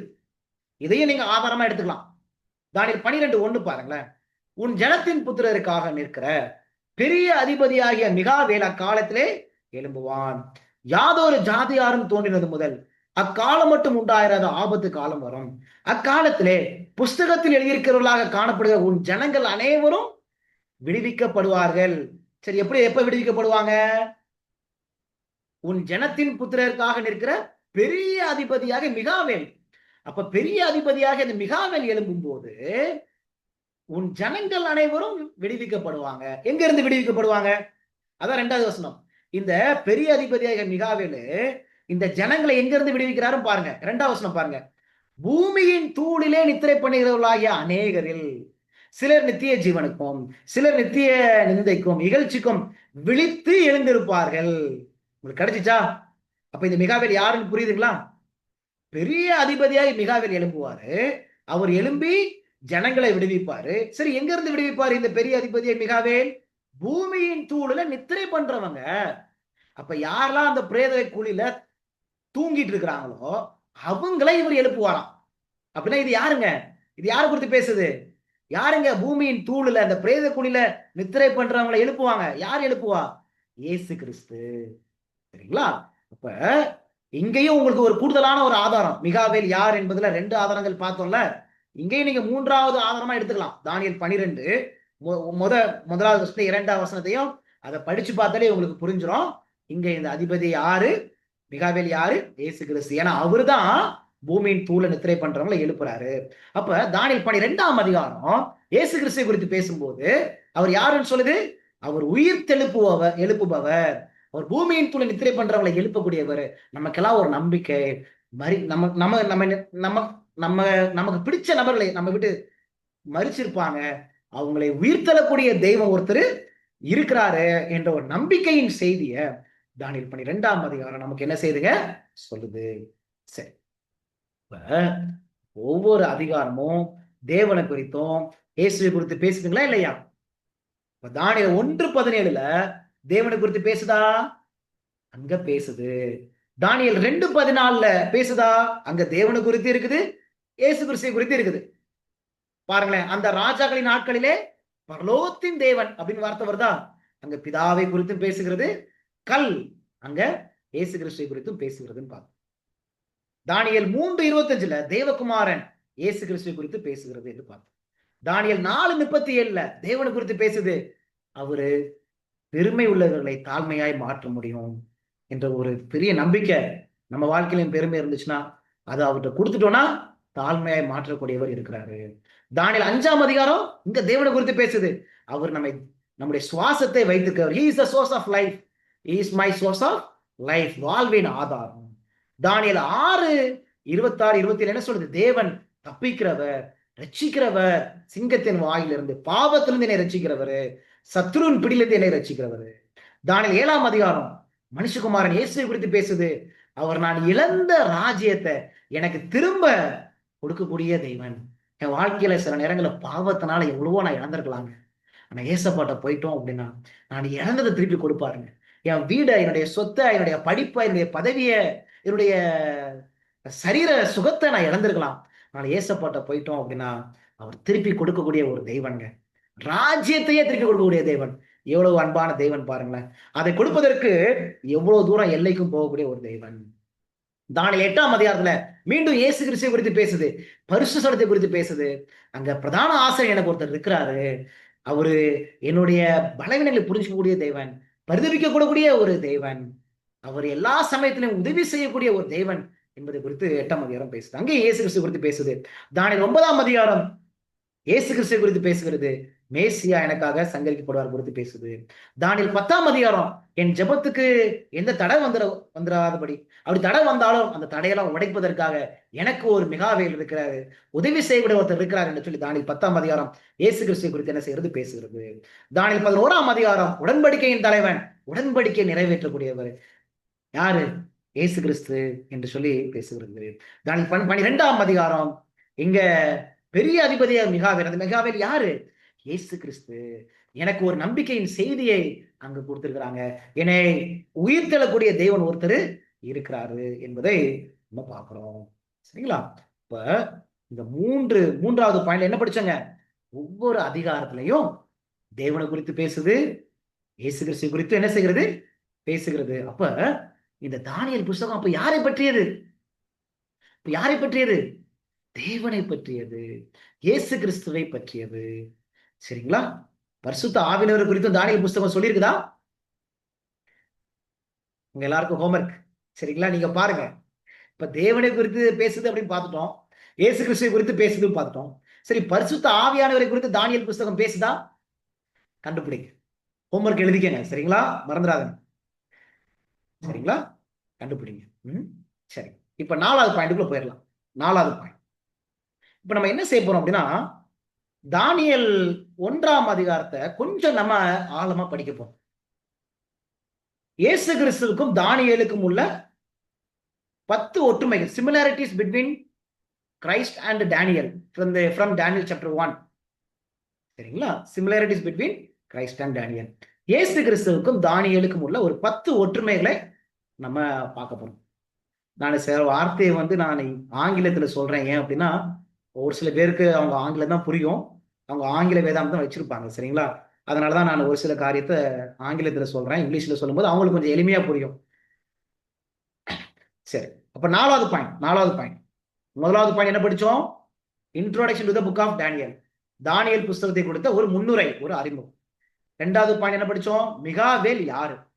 3வது பாயிண்ட் என்ன படிச்சோம்? தானியேல் புஸ்தகத்தில் இருக்கக்கூடிய அந்த ஒவ்வொரு அதிகாரமும் யாரை குறித்து பேசுகிறது, அதனுடைய மைய கருத்து என்ன என்பதெல்லாம் நம்ம பார்ப்போம். ஃபோர்த் பாயிண்ட் பார்க்கணும். தானியேல் 1ஆம் அதிகாரம், வெறும் நான் 1ஆம் அதிகாரம் மாத்திரம் தான் எடுத்துக்கிறேன். இயேசு கிறிஸ்துவுக்கும் தானியேலுக்கும் உள்ள ஒரு 10 ஒற்றுமைகளை நம்ம பார்க்க போறோம். அந்த 1ஆம் அதிகாரத்துக்கும் இயேசு கிறிஸ்துக்கும் இருக்கக்கூடிய ஒற்றுமைகள். சரிங்களா? அந்த 1ஆம் அதிகாரத்துல இருந்து எடுக்க போறோம், வேற எதுவுமே இல்லை. சரி,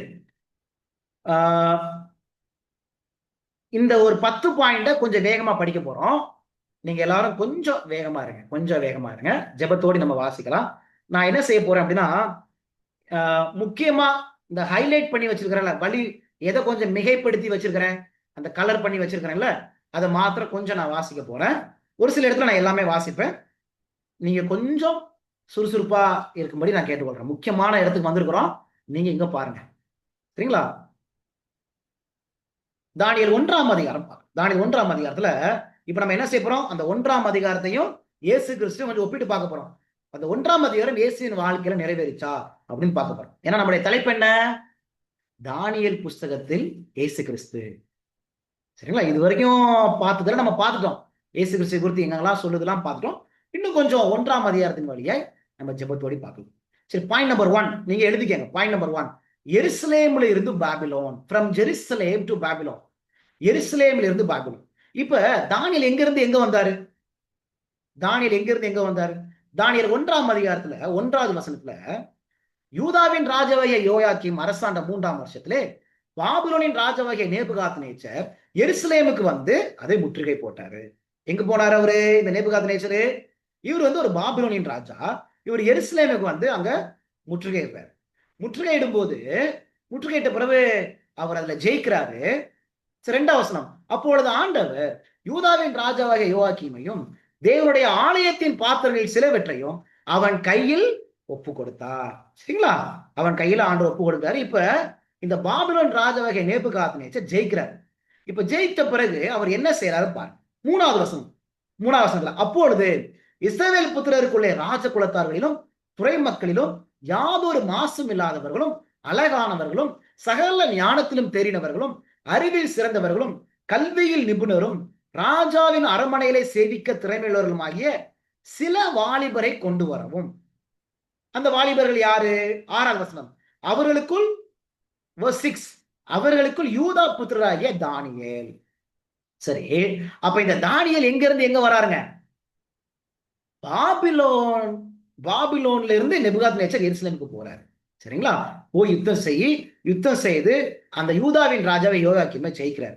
ஜெயிச்ச பிறகு அங்க இருந்து யாரை கொண்டு வராரு? தானியேலை கொண்டு வராரு. அப்ப தானியேல் எங்க இருந்து எங்க வராரு? பாயிண்ட் நம்பர் 1, எருசலேம்ல இருந்து பாபிலோனுக்கு வராரு. சரி, இப்ப ஏசப்பா எங்க இருந்து எங்க வந்தார்? இப்ப ஏசப்பாக்கு ஒப்பிட போறோம். ஏசப்பா எங்க இருந்து எங்க வந்தாரு? வெளிப்படுத்தல் 21ஆம் அதிகாரம் 2ஆம் வசனம். வெளிப்படுத்தல் 21:2, ஏசப்பா பரலோகத்துல இருந்து வந்தாங்க அப்படின்னு நம்ம எல்லாருமே நம்புறோம். அப்படித்தானங்க? இப்ப அந்த பரலோகத்துல என்ன இருக்குதுன்னு பாருங்க. வெளிப்படுத்தல் 21:2ஆவது வசனம் பாருங்க. யோவானாகிய நான் புதிய எருசலேம் ஆகிய பரிசுத்த நகரத்தை தேவனிடத்தில் நின்று பரலோகத்தை விட்டு இறங்கி வர கண்டேன். இந்த புதிய எருசலேம் ஆகிய பரிசுத்த நகரம் இது எங்க இருக்குது? அது வசனம் சொல்லுது, பரலோகத்தை விட்டு இறங்கி வர கண்டேன். அப்ப பரலோகத்துல என்ன இருக்குது? இந்த புதிய எருசலேம் ஆகிய பரிசுத்த நகரம். அப்ப ஏசப்பா பரலோகத்துல இருந்து வந்தாங்க அப்படின்னா என்னங்க அர்த்தம்? அந்த பரலோகத்துல என்ன இருக்குது? அங்க ஒரு பரிசுத்த நகரம் இருக்குது. அந்த நகரத்தின் பேர் என்னங்க? புதிய எருசலேம். அப்ப ஏசப்பா பரலோகத்துல இருந்து வந்தாங்க அப்படின்னா இந்த பரலோகத்துல என்ன இருக்குது? புதிய எருசலேம். இப்ப இயேசுவானவர் அந்த எருசலேம்ல இருந்து வந்தார் அப்படின்னு அர்த்தம். சரி, இப்ப தானியேல் எருசலேம்ல இருந்து பாபிலோனுக்கு வந்தாரு. இப்ப ஏசப்பா எங்க பாபிலோனுக்கு வந்தாங்க? 1 பேதுரு 5ஆம் அதிகாரம் 13ஆவது வசனம். இங்க பேதுரு ஒரு வார்த்தையை பயன்படுத்துறார். உங்களுடனே கூட தெரிந்து கொள்ளப்பட்டிருக்கிற பாபிலோனில் உள்ள சபையும் அப்படின்னு வருது. பாபிலோனில் உள்ள சபையும் அப்படின்னு வருது. இந்த பேதுரு வாழ்ந்த காலத்துல பாபிலோன் இருந்துச்சா? பாபிலோன் இல்லை. சரிங்களா? ஆனா பேதுரு இந்த ரோம் நகரத்துல அவர் வந்து ஊழியம் செஞ்சார். ரோமர்களால தான் கடைசியில பேதுரு வந்து கொல்லப்பட்டார். நம்ம எல்லாருக்குமே தெரியும். இப்ப இந்த ரோம சபையில பேதுரு ஊழியம் செஞ்சதுனால அந்த ரோம சபைக்கு அவர் ஒரு பேர் வைக்கிறாருங்க, பாபிலோனில் உள்ள சபை அப்படின்னு சொல்றாரு. சரிங்களா? நம்ம படிக்க போறோம். இந்த நேபுகாத்நேச்சர் இருந்த அந்த பாபிலோனுக்கும் இயேசுவானவர் வாழ்ந்தார்ல அந்த ரோமுக்கும் ஏதாவது சம்பந்தம் இருக்குதா? அந்த பாபிலோனை இதை பாபிலோன் சொல்ல முடியுமா அப்படின்னு படிக்க போறோம். ஆனா இங்க பேதுரு இங்க பாபிலோனின் சபை என்று சொல்லக்கூடியது வந்து ரோம சபை, ரோம்ல இருக்கக்கூடிய சபையை குறித்து அவர் என்ன செய்யறாருன்னா அங்க பேசுறாரு. ஏன்னா அங்கதான் அவர் என்ன செஞ்சாரு? ஊழியம் அவரு செய்தாரு. சரிங்களா? அப்ப ரோமுக்கு பேதுரு என்ன வார்த்தையை பயன்படுத்துறாரு?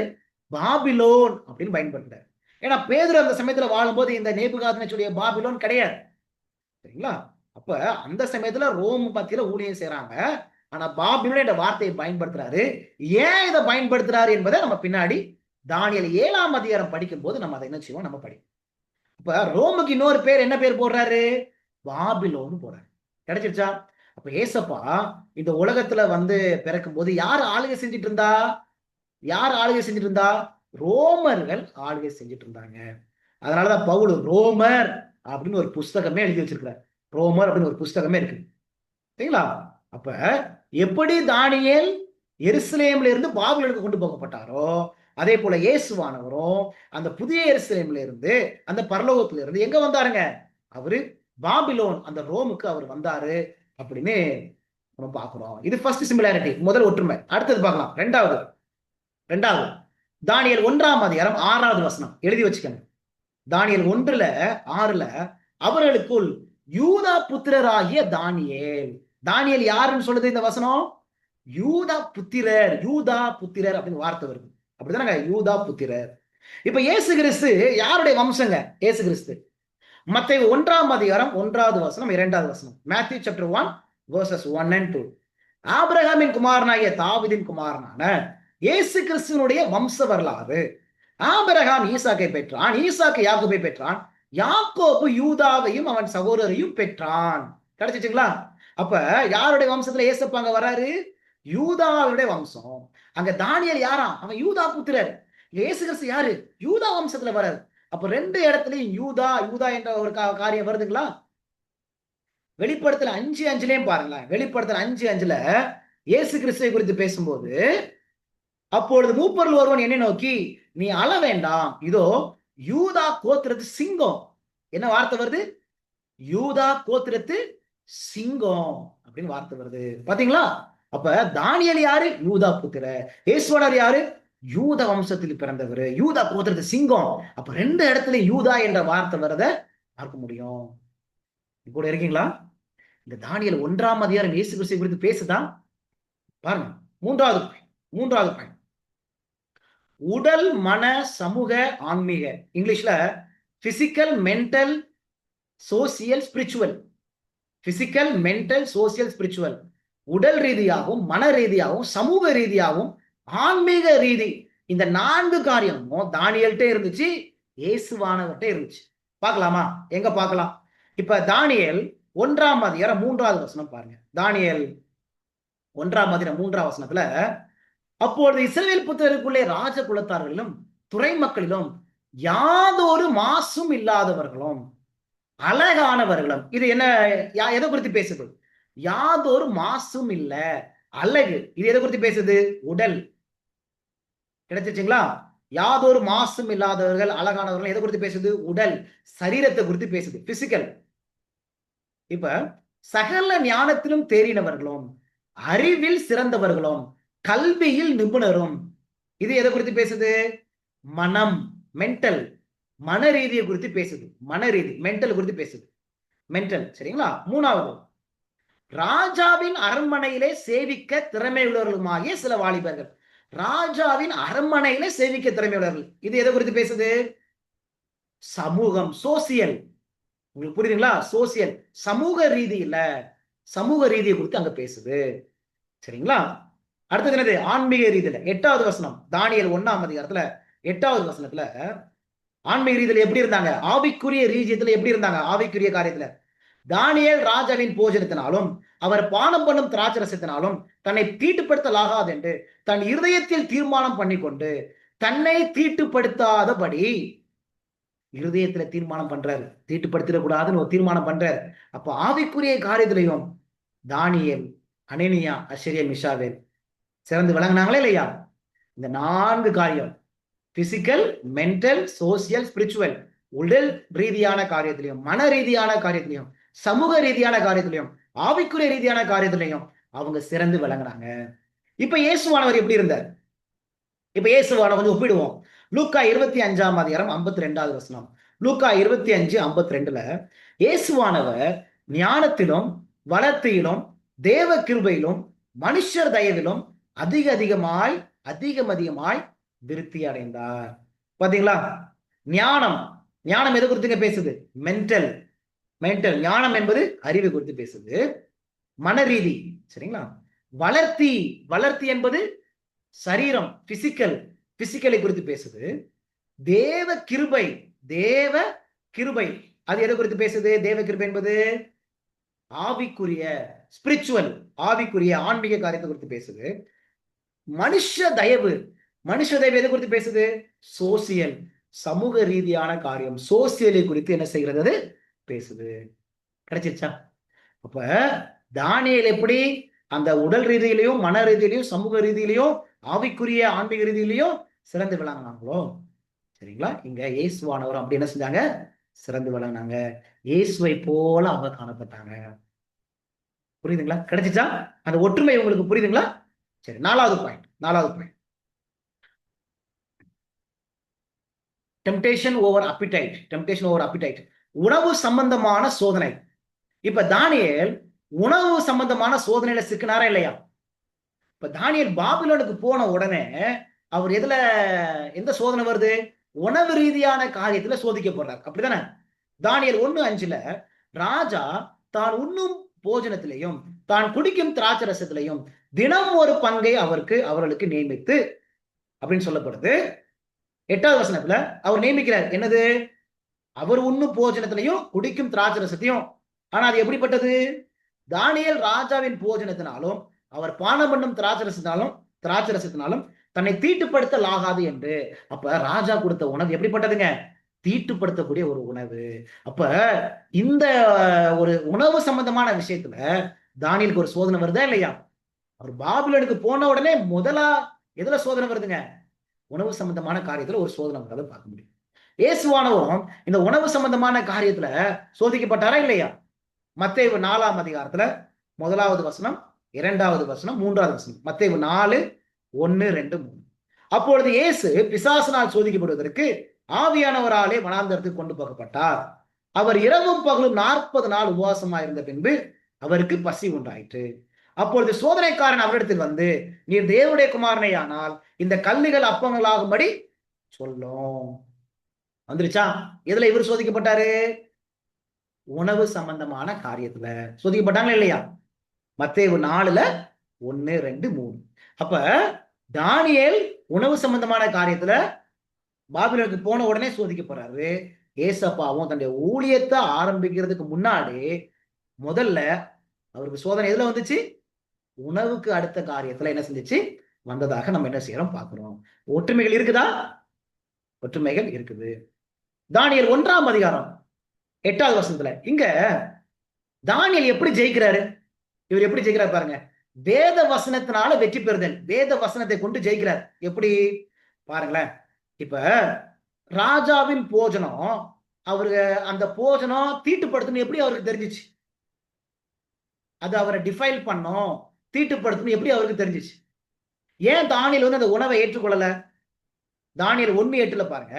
தானியேல் ராஜாவின் போஜனத்தினாலும் அவர் பானம் பண்ணும் திராட்சரசத்தினாலும் தன்னை தீட்டுப்படுத்தலாகாது என்று அப்படின்னு இருக்கு. அப்ப அந்த உணவு தீட்டுப்படுத்தும் சொல்லி அதனாலதான் அவர் சாப்பிடல. அந்த உணவு தீட்டுப்படுத்தும் அப்படின்னு எப்படி அவருக்கு தெரிஞ்சிச்சு? ஏன்னா இந்த சில உணவுகள் தீட்டுப்படுத்தும் எங்க எழுதப்பட்டிருக்குது பாருங்களேன். லேவியராகமம் 11ஆம் அதிகாரத்துல 43, 44. லேவியராகமம் 11ஆம் அதிகாரத்துல 43வது வசனம், 44வது வசனம் பாருங்களேன். ஊறுகிற எந்த பிராணிகளிலும் உங்களை அருவருப்பாக்கி கொள்ளாமலும் அவைகளால் தீட்டுப்படாமலும் இருப்பீர்களாக. பாத்தீங்களா? அவைகளால் நீங்க என்ன செய்ய தீட்டுப்படக்கூடாது. நான் உங்கள் தேவனாகிய கர்த்தர், நான் பரிசுத்தர். ஆகையால் தரையில் ஊறுகிற எந்த பிராணிகளிலும் உங்களை தீட்டுப்படுத்தாமல் உங்களை பரிசுத்தமாக்கி கொண்டு பரிசுத்தரா இருப்பீர்களாக. அப்ப இங்க தீட்டுப்படுத்தக்கூடாது அப்படின்னு ஆண்டவர் இங்க சொல்றாங்க. அப்படிதானங்க? அப்ப இந்த வசனங்களை இவரு படிச்சிருக்கிறாரு. தன்னை தீட்டுப்படுத்தக்கூடிய காரியத்தை சாப்பிடக்கூடாது என்பதை தானியேல் என்ன செஞ்சிருக்கிறாருங்க? படிச்சிருக்கிறாரு. சரி, அதுக்கு எங்க ஆதாரம் இருக்குது? தானியேல் 9:11 பாருங்க. தானியேல் 9ஆம் அதிகாரத்துல 11ஆம் வசனத்துல இந்த லேவியராகமம் புஸ்தகத்தை படிச்சாரா இல்லையா என்பதற்குரிய ஆதாரம் இருக்கு பாருங்க. தானியேல் 9:11 இஸ்ரவேல் எல்லாரும் உமது நியாயப்பிரமாணத்தை மீறி உமது சத்தத்துக்கு செவி கொடாமல் விலகி போனார்கள். அவருக்கு விரோதமாக பாவம் செய்தோம். ஆகையால் தேவனுடைய தாசனாகிய மோசேயின் நியாயப்பிரமாண புஸ்தகத்தில் எழுதியிருக்கிற சாபமும் ஆணையாக்கினையும் எங்கள் மேல் சொரியப்பட்டன. இப்ப தானியேலு ஒரு புஸ்தகத்தை குறித்து பேசுறார். எந்த புஸ்தகம்? தேவனுடைய தாசனாகிய மோசேயின் நியாயப்பிரமாண புஸ்தகத்தில் எழுதியிருக்கிற சாபமும் ஆணையாக்கினையும். இப்ப தானியேல் இந்த மோசே எழுதின புஸ்தகங்கள்லாம் படிச்சிருக்காரா இல்லையா? கண்டிப்பா படிச்சிருக்கிறாரு. மோசே எந்தெந்த புஸ்தகத்தை எழுதினாரு? இந்த லேவியராகமம் புஸ்தகம் முக்கியமா. ஏன்னா லேவியராகமத்துல நீங்க தீட்டுப்படக்கூடாது, எந்த பிராணிகளால நீங்க என்ன செய்யக்கூடாது? தீட்டுப்படக்கூடாது அப்படின்னு ஆண்டவர் எழுதியிருக்கிறாரு. அந்த லேவியராகம புஸ்தகத்தை தானியேல் படிச்சிருக்காரா இல்லையா? கண்டிப்பா படிச்சிருக்கிறார். அதனாலதான் அங்க மோசையினுடைய நியாயப்பிரமாண புஸ்தகத்தில் எழுதியிருக்கிறார். அப்ப மோசை எழுதின புஸ்தகங்களை தானியேல் படிச்சிருக்கிறாரு. சரிங்களா? அப்ப அவர் எப்படி ஜெயிச்சார்? அப்ப இவர் ஏற்கனவே அந்த ஆதியாகமோ, யாத்திராகமோ, லேவியரா எண்ணாகமோ, உபாகமோ இந்த புஸ்தகங்கள்லாம் அவரு படிச்சிருந்ததுனால அங்கிருந்த வேத வசனத்தை கொண்டு அவர் ஜெயிக்கிறாரு. தீட்டுப்படக்கூடாது என்று சொல்லி அந்த வசனங்கள் அவர் உள்ளத்துல பேசினதுனால அந்த வசனத்தை கொண்டு தானியேல் இங்க ஜெயிக்கிறார். சரிங்களா? இப்ப இயேசு கிறிஸ்துவானவரும் அந்த உணவுக்கு அடுத்த சோதனையில எதை கொண்டு ஜெயிச்சாரு? இயேசு கிறிஸ்துவானவரும் மத்தேயு 4ஆம் அதிகாரத்துல 4வது வசனத்துல அவர் பிரதித்திரமாக மனுஷன் அப்பத்தினால மாத்திரமல்ல தேவனுடைய வாயிலிருந்து புறப்படுகிற ஒவ்வொரு வார்த்தையினாலும் பிழைப்பான் என்று எழுதியிருக்கிறதே. மத்தேயு 4:6 எழுதியிருக்கிறது அப்படின்னு சொல்றாரு. மத்தேயு 4ஆம் அதிகாரத்துல 7வது வசனத்திலையும் உன் தேவனாகிய கர்த்தரை பரீட்சித்து பாராதிருப்பாயா என்றும் எழுதியிருக்கிறதே. அப்ப உணவுக்கு அடுத்த சோதனைகள் வரும்பொழுது ஏசப்பா எப்படி ஜெயிக்கிறாரு? எழுதியிருக்கிறதே சோதனைகள் வரும்பொழுது அவர் வேத வசனத்தை கொண்டு ஜெயிக்கிறாரு. அதே போலதான் தானியேலும் வேத வசனத்தை கொண்டு அவர் என்ன செய்யறாரு? ஜெயிக்கிறாரு. சரிங்களா? உங்களுக்கு புரியுதுங்களா? அந்த ஒற்றுமைகளை உங்களால புரிஞ்சுக்க முடியுதுங்களா? ஆறாவது பாயிண்ட் பரிசுத்த ஆவியினால் நிரப்பப்படுதல். 6வது point, filled by the Holy Spirit.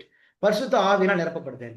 தானியேல் 1ஆம் அதிகாரம் 17வது வசனத்துல பாருங்க. தானியேல் 1:17 இந்த 4 வாலிபருக்கும் தேவன் சகல எழுத்திலும் ஞானத்திலும் அறிவையும் சாமர்த்தியத்தையும் கொடுத்தார். தானியேலை சகல தரிசனங்களையும் சொப்பனங்களையும் அறியத்தக்க அறிவுள்ளவன் ஆக்கினார் அப்படின்னு சொல்லப்பட்டது. இப்ப இந்த சகல தரிசனங்கள் சொப்பனங்களை இப்ப இதெல்லாம் அறியணும்னா ஆண்டவர் கொடுத்தாருன்னு சொல்லுது. ஆனா யார் மூலமா கொடுத்தாரு அப்படின்னு இங்க தானியேல் புஸ்தகத்துல நீங்க எழுதி வச்சுக்கங்க.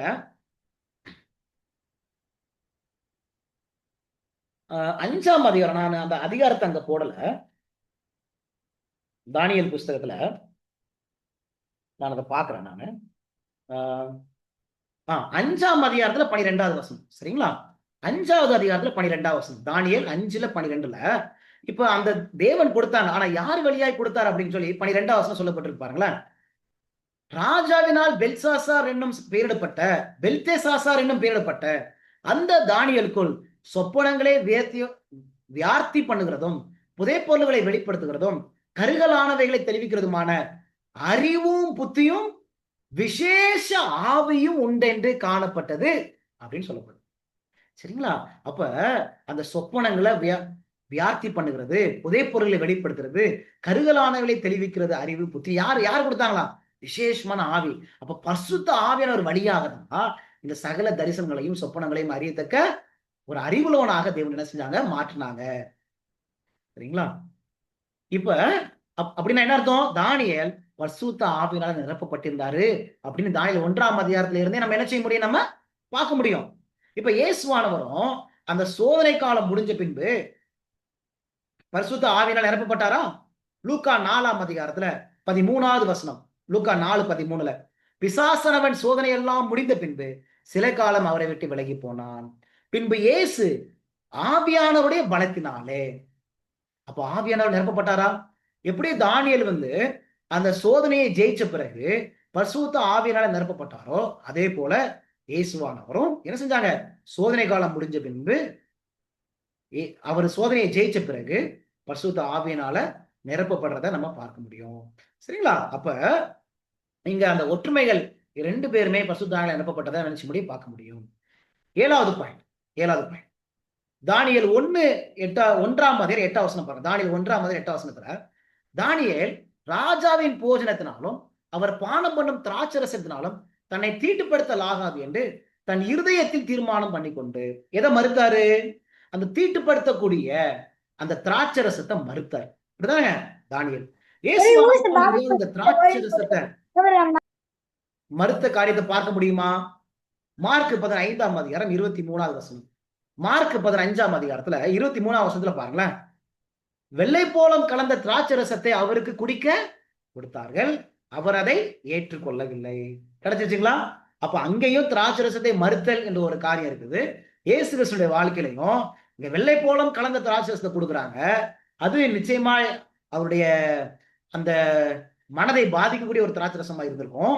அதனாலதான் அவர் என்ன செய்யல, அவரு ஏற்றுக்கொள்ளல அப்படின்னு சொல்லப்படுது. அப்ப 2 பேருடைய வாழ்க்கையிலையும் இங்க திராட்சரசத்தை மறுத்தல் என்ற ஒரு காரியம் வரதை பார்க்க முடியும்.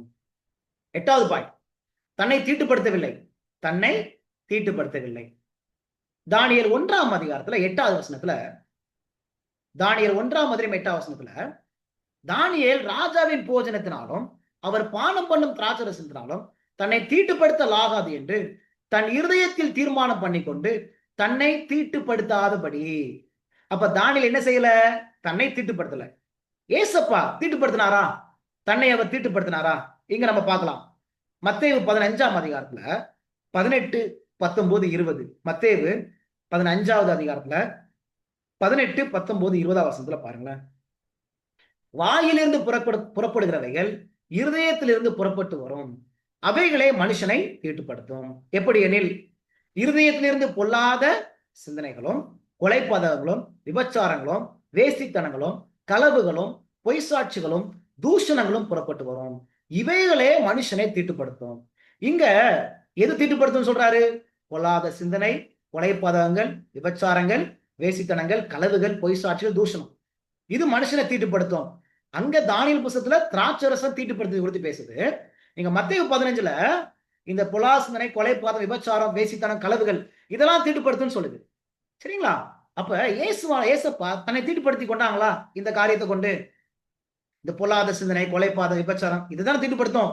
அப்ப இயேசுவானவர் இந்த காரியத்தை வைத்து என்ன செய்யல, அவரு தீட்டுப்படுத்தவில்லை. அப்ப தானியேல் 1ஆம் அதிகாரத்துல தானியேல் தன்னை தீட்டுப்படுத்தவில்லை. மத்தேயு 15ல படிக்கும்போது இயேசுவானவர் இந்த பொல்லாத காரியத்தை தன்னை என்ன செய்யல, தீட்டுப்படுத்தவில்லை. அவர் பாவம் செய்யவில்லை, அவரிடத்தில் வஞ்சனையும் காணப்படவில்லை அப்படின்னு நம்ம பைபிள்ல என்ன செய்யறோம், நம்ம வேதாகமத்தில் படிக்கிறோம். சரிங்களா? அப்ப 2 பேருமே என்ன செய்யல, தீட்டுப்படுத்தவே இல்லை. 9வது பாயிண்ட் நம்பர் 9, 9வது ஒற்றுமைகள். 9th similarity. 9வது ஒற்றுமை. 10 கட்டளைகளை கை கொண்டார்கள். 2 பேருமே 10 கட்டளைகளை கை கொண்டாங்க. எப்படி சொல்றோம் பார்க்கலாம். தானியேல் 1ஆம் அதிகாரம் 20வது வசனம். தானியேல் 1:20. ஞானத்துக்கும் புத்திக்கும் அடுத்த எந்த விஷயத்தில் ராஜா அவர்களை கேட்டு விசாரித்தானோ அதிலே தன் ராஜ்யம் எங்கும் உள்ள சகல சாஸ்திரிகளிலும் ஜோசியரிலும் அவர்களை 10 மடங்கு சமர்த்தராக கண்டான். எந்த விஷயத்துல? ஞானத்துக்கும் புத்திக்கும் அடுத்த எந்த விஷயத்துல? அதுல 10 மடங்கு சமர்த்தரா இருந்தாங்களாம், ஞானத்துக்கும் புத்தி. சரி, இந்த ஞானம்னா என்ன, விஸ்டம்னா என்ன, சாரி புத்தினா என்ன? ஞானம்னா என்ன, புத்தினா என்ன? யோபு 28:28 பாருங்களேன். யோபு 28:28 மனுஷனை நோக்கி, இதோ ஆண்டவருக்கு பயப்படுவதே ஞானம், பொல்லாப்பை விட்டு விலகுவதே புத்தி. சரிங்களா? இப்ப ஞானம்னா என்னது? கர்த்தருக்கு பயப்படுதல். பொல்லாப்புனா என்னது? சரி, புத்தினா என்னது? பொல்லாப்பை விட்டு விலகுவது. சரி, இதை மனசுல வச்சுக்கங்க. இப்ப உபாகமம் 17:19 பாருங்க. உபாகமம் 17:19 இந்த ஆண்டவருக்கு பயப்படுவதே ஞானம் பார்த்தோம். இப்ப ஆண்டவருக்கு பயப்படுதல்லாம் என்ன அப்படின்னு உபாகமம் 17:19 சொல்றாரு பாருங்க. இந்த நியாயப்பிரமாணத்தின் எல்லா வார்த்தைகளையும் இந்த கட்டளைகளையும் கை கொண்டு இவைகளின்படி செய்வதற்காக தன் தேவனாகிய கர்த்தருக்கு பயந்திருக்கும்படி கற்றுக்கொள்ளும் பொருட்டு. அப்ப கர்த்தருக்கு பயப்படுதல்லாம் என்னது? இந்த வசனத்துல அவருடைய கட்டளைகளை கை கொள்வது. உங்களுக்கு புரிஞ்சுங்களா? இப்ப தானியேல் 1:20 ஞானத்துக்கும் புத்திக்கும் அடுத்த விஷயத்துல 10 மடங்கு சமத்துல இருக்காங்க. ஞானம்னா என்ன? ஆண்டவருக்கு பயப்படுவதுதான் ஞானம். ஆண்டவருக்கு பயப்படுதெல்லாம் என்ன? உபாகமம் 17:19 சொல்லுது, அவருடைய கட்டளைகளை கை கொண்டு. சரிங்களா? அப்ப தானியேல் அவருடைய கட்டளைகளை கை கொண்டவர்களாக. நம்ம எல்லாருக்குமே தெரியும், தானியேல் 6வது அதிகாரம் நீங்க படிச்சு பாருங்க. தானியேல் 6ஆம் அதிகாரத்துல அந்த மேதிய பெர்ஷியா ராஜ்யத்தினுடைய ஞானிகள் எப்படியா அந்த ஞானிகள் அந்த சமயத்துல அங்க இருந்த நபர்கள் இவங்க மேல பொறாமை கொண்டு குற்றம் கண்டுபிடிக்க தேடுறாங்க தானியேல்கிட்ட. அவங்களால ஒரு குற்றமும் கண்டுபிடிக்க முடியல. சரிங்களா? அப்ப 10 பிரமாணத்தை கடைபிடிக்க நபராக தானியேல் இருந்தாரு. ஏசப்பா எப்படி இருந்தாரு? யோவான் 15:10. யோவான் 15ஆம் அதிகாரத்துல 10வது வசனத்துல, நான் என் பிதாவின் கற்பனைகளை கை கொண்டு, நான் என் பிதாவின் கற்பனைகளை கை கொண்டு. சரிங்களா? அப்ப இயேசுவானவரும் கற்பனைகள் என்ன செஞ்சாங்க? கை கொண்டாங்க. அப்ப 2 பேருமே 10 கற்பனைகள் என்ன செஞ்சிருக்கிறாங்க? கை கொண்டிருக்கிறாங்க. சரிங்களா? உங்க எல்லாருக்கும் ஒரு ஹோம்ஒர்க். இங்க தானியேல் 1:20 10 ஒரு வார்த்தை வருது. 10 இங்கிலீஷ்ல 10 வரும். அந்த 10 பைபிள்ல இந்த 10 என்ற வார்த்தை எதுக்கெல்லாம் சம்பந்தப்படுத்தி பேசப்பட்டிருக்குன்னு வசனத்தை கண்டுபிடிங்க. 10 எதுக்கெல்லாம் வருது அப்படின்னு. சரிங்களா? கொஞ்சம் தேடுங்க. 10 என்ற வார்த்தை எதுக்கெல்லாம் சம்பந்தப்பட்டிருக்கு. அங்க 10 கற்பனைகள் அப்படின்னு பைபிள் எங்கேயாவது வருதான்னு பாருங்க. 10 கமாண்ட்மெண்ட்ஸ் அப்படின்னு பைபிள்ல எங்கேயாவது இருக்கான்னு பாருங்க. கண்டுபிடிங்க. சரிங்களா? உங்களுக்கு சம்பந்தம் கிடைச்சிடும். அப்ப 2 பேருமே 10 கற்பனைகளை கைக்கொண்டவர்களாக இருந்தாங்க. 10வது பாயிண்ட், கடைசி பாயிண்ட். இந்த 10வது பாயிண்ட்ல நான் தானியேல் 1ஆம் அதிகாரத்துல இருந்து தான் எடுத்திருக்கிறேன். அங்க கோரேஸ்ல இருந்து எடுத்துக்கிறேன். கோரேஸ். சரிங்களா? தானியேல்ல இருந்து எடுக்கல. ஆனா தானியேல் 1ஆம் அதிகாரத்துல இருந்து கோரேஸ் வாழ்க்கையில இருந்து எடுத்துக்கிறேன். ஏன்னா நம்ம தானியேல் 1ஆம் அதிகாரத்துல இருந்து பார்க்கிறோம். 1ஆம் அதிகாரத்துல ஒரு 10 ஒற்றுமைகள். கோரேஸ் தன்னுடைய மக்களை விடுவிக்கிறவரா இருந்தார். தன்னுடைய மக்கள் அப்படின்னா தேவ ஜனங்களை விடுவிக்கிறவராக இருந்தார். தானியேல் 1:21 கோரேஸ் ராஜ்யபாரம் பண்ணும் 1ஆம் வருஷத்துல தானியேல் அங்கே இருந்தார். தானியேல் அங்கே இருக்கிறார். சரிங்களா? இந்த கோரேஸ் என்ன செஞ்சார் தெரியுங்களா? எஸ்ரா புஸ்தகத்துல இந்த கோரேஸ் சொல்லப்பட்டிருக்கு. எஸ்ரா 1ஆம் அதிகாரம் 1வது வசனம், 2வது வசனம், 3வது வசனம். எஸ்ரா 1ஆம் அதிகாரத்துல 1, 2, 3. இந்த கோரேஸ் என்ன செஞ்சாரு பாருங்க. இது வந்து தானியேல் 1ஆம் அதிகாரத்துல இந்த கோரேஸ் குறித்து பேசப்படுது. எரேமியாவின் வாயினாலே கர்த்தர் சொன்ன வார்த்தை நிறைவேறும்படி பெர்சியாவின் ராஜாவாகிய கோரேசுடைய 1ஆம் வருஷத்திலே கர்த்தர் பெர்சியாவின் ராஜாவாகிய கோரேசின் ஆவியை ஏவினதுனாலே என்ன செஞ்சாரு? பரலோகத்தின் தேவனாகிய கர்த்தர் பூமியின் ராஜ்யங்களை எல்லாம் எனக்கு தந்தருளி யூதாவில் உள்ள எருசலேமிலே தமக்கு ஆலயத்தை கட்டும்படி எனக்கு கட்டளையிட்டு இருக்கிறார். என்ன சொல்றாரு? பரலோகத்தின் தேவன் யூதாவில் இருக்கிற எருசலேம் ஆலயத்தை கட்டும்படி எனக்கு கட்டளையிட்டு இருக்கிறாரு. சரி, 3வது வசனம். அவருடைய ஜனங்கள் எல்லாரிலும் எவன் உங்களுக்குள் இருக்கிறானோ அவனோட அவனுடைய தேவன் இருப்பாராக. அவன் யூதாவில் உள்ள எருசலேமுக்கு போய் அப்படின்னு சொல்றாரு. இப்ப என்ன சொல்ல வர்றாரு? அப்ப அவர் என்ன செய்யறாரு? இந்த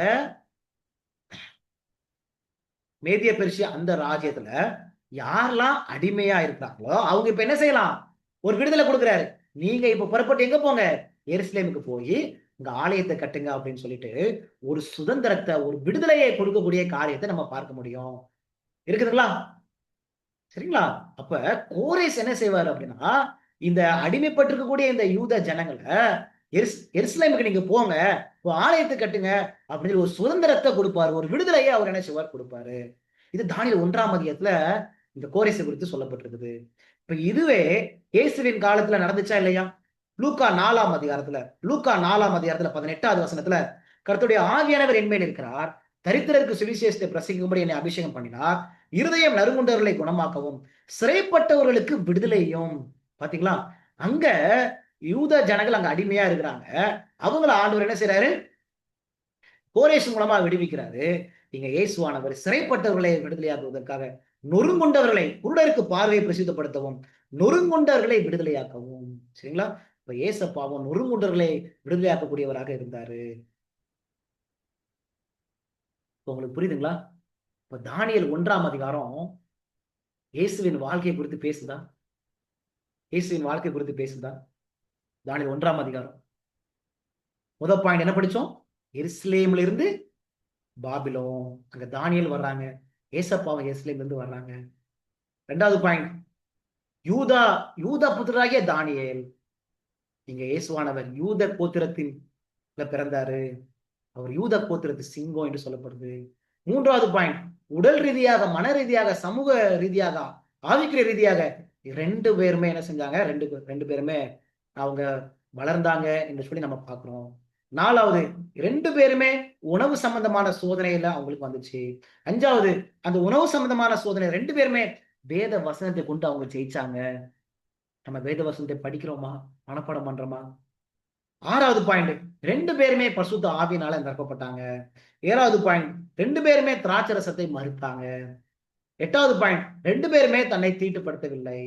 9வது பாயிண்ட், 2 பேருமே தேவனுக்கு பயந்து, அங்க தானியேல் தேவனுக்கு பயந்து பிரமாணத்தை கை கொண்டான், அங்க இயேசுவானவரும் கற்பனை கை கொண்டார் என்று படிக்கிறோம். 10வது பாயிண்ட், தானியேல் 1ஆம் அதிகாரத்துல கோரேசு எருசலேமில் உள்ள ஜனங்களை விடுவிக்கிறாரு.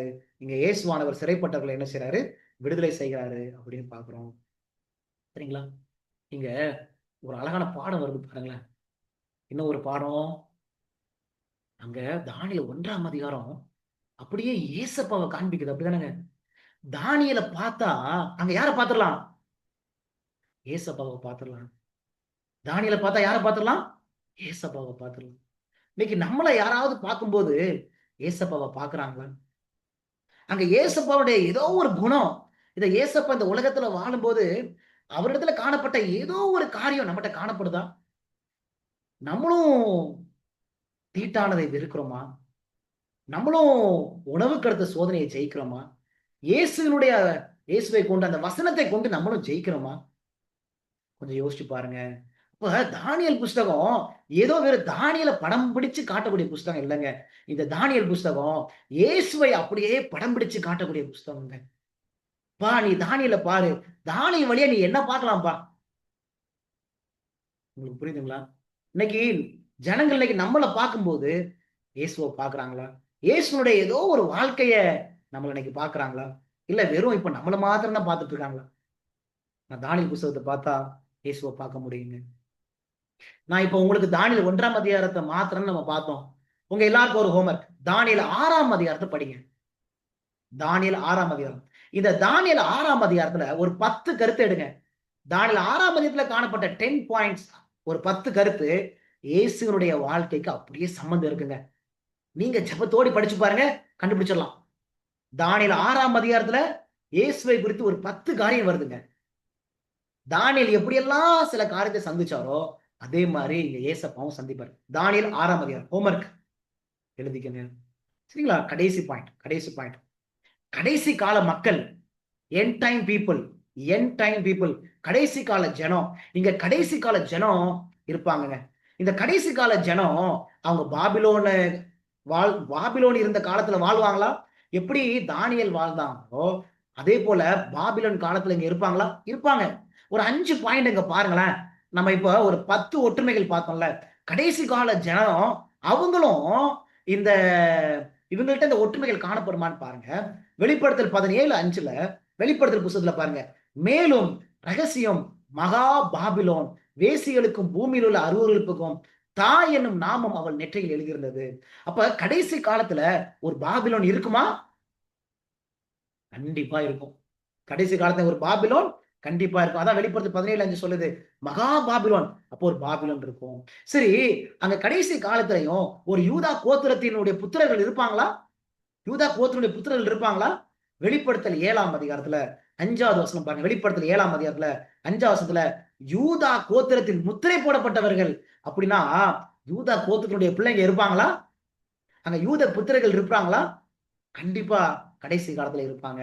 சரி, கடைசி காலத்திலையும் அவருடைய ஜனம் தீட்டுப்படுத்தாம இருப்பாங்களா? வெளிப்படுத்தல் 14ஆம் அதிகாரத்துல 4வது வசனம், ரெவலேஷன் சாப்டர் 14:4, ஸ்திரீகளால் தங்களை கரைப்படுத்தாதவர்கள் இவர்களே. அப்ப கடைசி காலத்துல தங்களை கரைப்படுத்தாத, தங்களை தீட்டுப்படுத்தாத ஜனம் இருப்பாங்களா? கண்டிப்பாக அவங்க என்ன செய்வாங்க? இருப்பாங்க. உங்களால புரிஞ்சுக்க முடியுதுங்களா? கடைசி காலத்துல இந்த மதுவை, திராட்சரசத்தை மறுக்கிற ஜனம் இருப்பாங்களா? கடைசி காலத்துல கண்டிப்பா. வெளிப்படுத்தல் 14ஆம் அதிகாரம் 8வது வசனம் பாருங்க. வெளிப்படுத்தல் 14ஆம் அதிகாரம் 8வது வசனம் பாருங்க. வேறொரு தூதன் பின் சென்று பாபிலோன் மகாநகரம் விழுந்தது தன் வேசித்தனமாகிய உக்கிரமான மதுவை சகல ஜாதிகளுக்கும் குடிக்க கொடுத்தாலே. எப்படி பாபிலோன் அங்க திராட்சரசத்தை கொடுத்துச்சோ அதே போல கடைசி காலத்துல ஒரு பாபிலோன் இருக்கும். அந்த பாபிலோன் எதை கொடுக்குங்க? மதுவை கொடுக்கும். ஆனா கடைசி காலத்துல இந்த மதுவை ஏற்றுக்கொள்ளாத ஜனம் இருப்பாங்களா? கண்டிப்பா. என்ன சொல்றாங்க பாருங்க. வெளிப்படுத்தல் 18வது அதிகாரத்துல 4வது வசனம். வெளிப்படுத்தல் 18ஆம் அதிகாரத்துல 4வது வசனத்துல, பின்பு வேறொரு சத்தம் வானத்திலிருந்து உண்டாக கேட்டேன். அது, என் ஜனங்களே, நீங்கள் அவளுடைய பாவங்களுக்கு உடன்படாமலும் அவளுக்கு நேரிடும் வாதலில் அகப்படாமல் இருக்கும்படிக்கு அவளை விட்டு வெளியே வாருங்க. அப்ப கடைசி காலத்துல அவருடைய ஜனம் ஒரு கூட்டம் இருக்கும். அவங்க இதுல இருந்து வெளியில வருவாங்க. இந்த மதுவை அவங்க என்ன செய்ய மாட்டாங்க? குடிக்க மாட்டாங்க. வெளியில வந்துருவாங்க. தேவன் அந்த அழைப்பை கொடுத்து அவங்களை வெளியில கொண்டு வருவாங்க. அப்ப இந்த திராட்சரசத்தை மறுக்கக்கூடிய ஒரு ஜனம் என்ன செய்யும்? கண்டிப்பாக காணப்படும். சரிங்களா? அப்புறம் பாருங்க 5வது பாயிண்ட். 10 கட்டளைகளை கை கொள்ளக்கூடிய ஒரு ஜனம் கடைசி காலத்துல இருக்குமா? 10 கட்டளைகளை கை கொள்ளக்கூடிய ஜனம் இருக்குமா? வெளிப்படுத்தல் 14:12. வெளிப்படுத்தல் 14:12 பாருங்க, தேவனுடைய கற்பனைகளையும் இயேசுவின் மேலுள்ள விசுவாசத்தையும் காத்து கொள்கிறவர்களாகிய பரிசுத்தவானுடைய பொறுமை இதிலே விளங்கும் என்று கூறினான். தேவனுடைய கற்பனைகளையும் இயேசுவின் மேலுள்ள விசுவாசத்தையும் காத்து கொள்கிறவர்களாகிய பரிசுத்தவான்கள். அப்ப கடைசி காலத்துல அந்த 10 கற்பனையும் கை கொள்ளக்கூடிய ஜனம் இருக்குமா? கண்டிப்பா இருப்பாங்க. கண்டிப்பா என்ன செய்திருப்பாங்க? ஒரு சில பேர் சொல்றாங்க, இயேசுவானவர் சிலுவையிலேயே பிரமாணத்தை ஒழிச்சிட்டாரு. இப்ப ஏசப்பா சிலுவையிலேயே பிரமாணத்தை ஒழிச்சிட்டாங்க அப்படின்னா, வெளிப்படுத்தல்ல 14:12 வசனத்துல பரிசுத்தவான்கள் ஏன் தேவனுடைய கற்பனைகளை அவங்க காத்து கொள்வாங்க? ஏன்னா ஏசப்பா மரிச்ச பிறகுதான் இந்த வெளிப்படுத்தல் புஸ்தகம் வருது. ஆனா வெளிப்படுத்தல் புஸ்தகத்துல பரிசுத்தவான்கள் தேவனுடைய கற்பனையை காத்துக்கொள்வாங்கன்னு வருது. அப்ப கற்பனையே கீழ்ப்படியணும் என்பது இயேசுவானவர் சிலுவைக்கு மரிச்ச பிறகும் இருக்குதுங்களா இல்லையா? இருக்குது. அப்படின்னா அந்த வசனம், ஒரு வசனம் இருக்குது கொலோசியர் 2ஆம் அதிகாரத்துல, அவர் சிலுவையில் ஆணி அடித்து அப்படின்னு ஒரு வசனம் வருது. அதனுடைய அர்த்தம் என்ன? இதெல்லாம் நம்ம தானியேல் 7ஆம் அதிகாரம் போகும்போது படிப்போம். தானியேல் 7ஆம் அதிகாரம். அப்ப கடைசி காலத்துல 10 கட்டளைகளை கை கொள்ளக்கூடிய ஒரு ஜனம் என்ன செய்வாங்க? இருப்பாங்க. சரிங்களா? அப்ப இயேசுவை போல காணப்படக்கூடிய ஜனம் இருப்பாங்களா? ஆமா. அவங்க பாபிலோன் கடைசி காலத்துலயும் பாபிலோன் இருக்கும். அந்த பாபிலோன் காலத்துலதான் அவங்களும் வாழ்வாங்க. அவங்க யூதா கோத்திரத்துல இருக்கிறவங்களா இருப்பாங்க. நம்ம படிக்க போறோம். இந்த யூதா கோத்திரம்னா என்ன? இது என்ன இஸ்ரவேல்ல வந்த யூதா கோத்திரமா, இல்ல இது ஆவிக்குரிய யூதா கோத்திரமா? சரிங்களா? பயப்பட தேவையில்லை. இந்த யூதா கோத்திரம் என்பது ஏதோ நேரடியாக அந்த இஸ்ரவேல் மத்தியில காணப்பட்ட அந்த யூதா கோத்திரம் கிடையாதுங்க. இயேசுவை ஏற்றுக்கொண்ட தேவனுடைய ஜனம் தான் குறித்து பேசப்படுகிறது. பின்னாடி இதெல்லாம் படிப்போம். சரி, கடைசி காலத்துல இயேசுவை போல தீட்டுப்படுத்தவங்க இருப்பாங்களா? இருப்பாங்க. இயேசுவை போல திராட்சரசத்தை மறுக்கிறவங்க இருப்பாங்களா? இருப்பாங்க. இயேசுவை போல 10 பிரமாணத்தை கைக்கொள்ளக்கூடிய ஜனம் இருப்பாங்களா? இருப்பாங்க. சரிங்களா? கடைசி காலத்திலையும் தேவனுடைய ஜனம் இருக்குங்க. இப்ப நம்ம எந்த பக்கத்துல இருக்க போறோம்? இப்ப தானியேல் புத்தகத்தை படிக்கும்போது நம்ம இந்த கடைசி காலத்துல காணப்படக்கூடிய இந்த ஜனம் போல மாறிடணும். அங்க ஒரு குட்டி தானியேலா மாறிடணும். அங்க ஒரு குட்டி இயேசுவாக நம்ம மாறிடணும். என்னுடைய பெரிய ஆசையே இங்க கலாத்தியர் 4:19 கலாத்தியர் 4:19 என் சிறு பிள்ளைகளே, கிறிஸ்து உங்களிடத்தில் உருவாகும் அளவும் உங்களுக்காக மறுபடியும் கற்ப வேதனைப்படுகிறேன். சரிங்களா? பெரிய ஆசைங்க. என்னுடைய பெரிய ஆசை, பவுலுடைய பெரிய ஆசை, கிறிஸ்துவானவர் நம்ம இடத்துல உருவாகணும். தானியேல் புத்தகத்துடைய பெரிய நோக்கமே ஏசப்பா நமக்குள்ள உருவாகணுங்க. நம்ம ஒவ்வொரு அதிகாரம் படிக்கும் போதெல்லாம் ஏசப்பாவை நம்ம பார்க்கணும். ஏசப்பா நமக்குள்ள உருவாகணும். ஏசப்பா நமக்குள்ள உருவாகல அப்படின்னா இந்த தீர்க்க தரிசனத்தை படிக்கிறதே வீணுங்க. அது எந்த ஒரு பயனுமே இருக்காது. அப்ப தீர்க்க தரிசனத்தை படிக்கும் பொழுது அங்க இயேசுவை பார்க்க முடியும். இயேசுவை பார்க்கும்போது நம்ம இயேசுவை போல நம்ம என்ன செய்வோம்? நம்ம மாறுவோம். இப்ப நம்ம இயேசுவை எப்படி பார்க்கிறது? இப்ப யோவான் 5:39 என்ன படிக்கிறோம்? வேத வாக்கியங்கள் எல்லாம் ஆராய்ந்து பாருங்கள், என்னை குறித்து சாட்சி கொடுக்கிறவைகளும் அவைகளே. அப்ப யோவான் 5:39 என்ன சொல்லுது?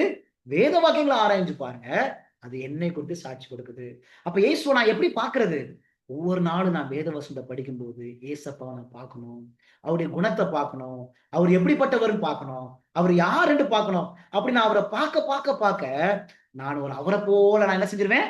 மாறிடுவேன். ஏதோ பைபிள் படிக்கிறது ஏதோ சும்மா தானியேல் 1ஆம் அதிகாரத்துல ஆண்டவர் நேபுகாத்நேச்சருக்கு வெற்றி கொடுத்தாரு, இங்க தானியேல் பேர் மாற்றப்பட்டுச்சு, இவங்க திராட்சரசம் வேண்டாம்னு சொன்னாங்க, 10 மடங்கு சம்பத்தரா மாறிட்டாங்க, இது எப்படி தெரிஞ்சுக்கிறதுக்கு இல்ல. ஏதோ தானியேல் 2ஆம் அதிகாரத்துல நேபுகாத்நேச்சர் ஒரு சொப்பனை கண்டாரு, அவர் மறந்து போயிட்டாரு, அப்ப ஞானிகள்லாம் வந்தாங்க, அவங்களால சொல்ல முடியல, அங்க தானியேல் அறிவை கொடுத்தாரு, இதுக்கு மாத்திரம் இல்ல, இதெல்லாம் படிக்க போறோம். ஆனா எல்லாவற்றுக்கு மேலா இந்த தீர்க்கதரிசன புஸ்தகம் நம்ம இயேசுவை போல மாறணும். இயேசுவின் சாயல, இயேசுவானவர் எப்படி அன்பா இருக்கிறாரோ, அவர் எப்படி பாசமா இருக்கிறாரோ அப்படி நம்ம என்ன செய்யணும்? மாறணும். ஒரு கதையை சொல்லிட்டு நான் முடிக்க போறேங்க. ஒரு அருமையான ஒரு கதை இங்க இருக்குது, முடிக்க போறேன். இங்க இந்த படத்துல நம்ம பாக்குறோம்ல, இது என்ன உங்களுக்கு தெரியுமா?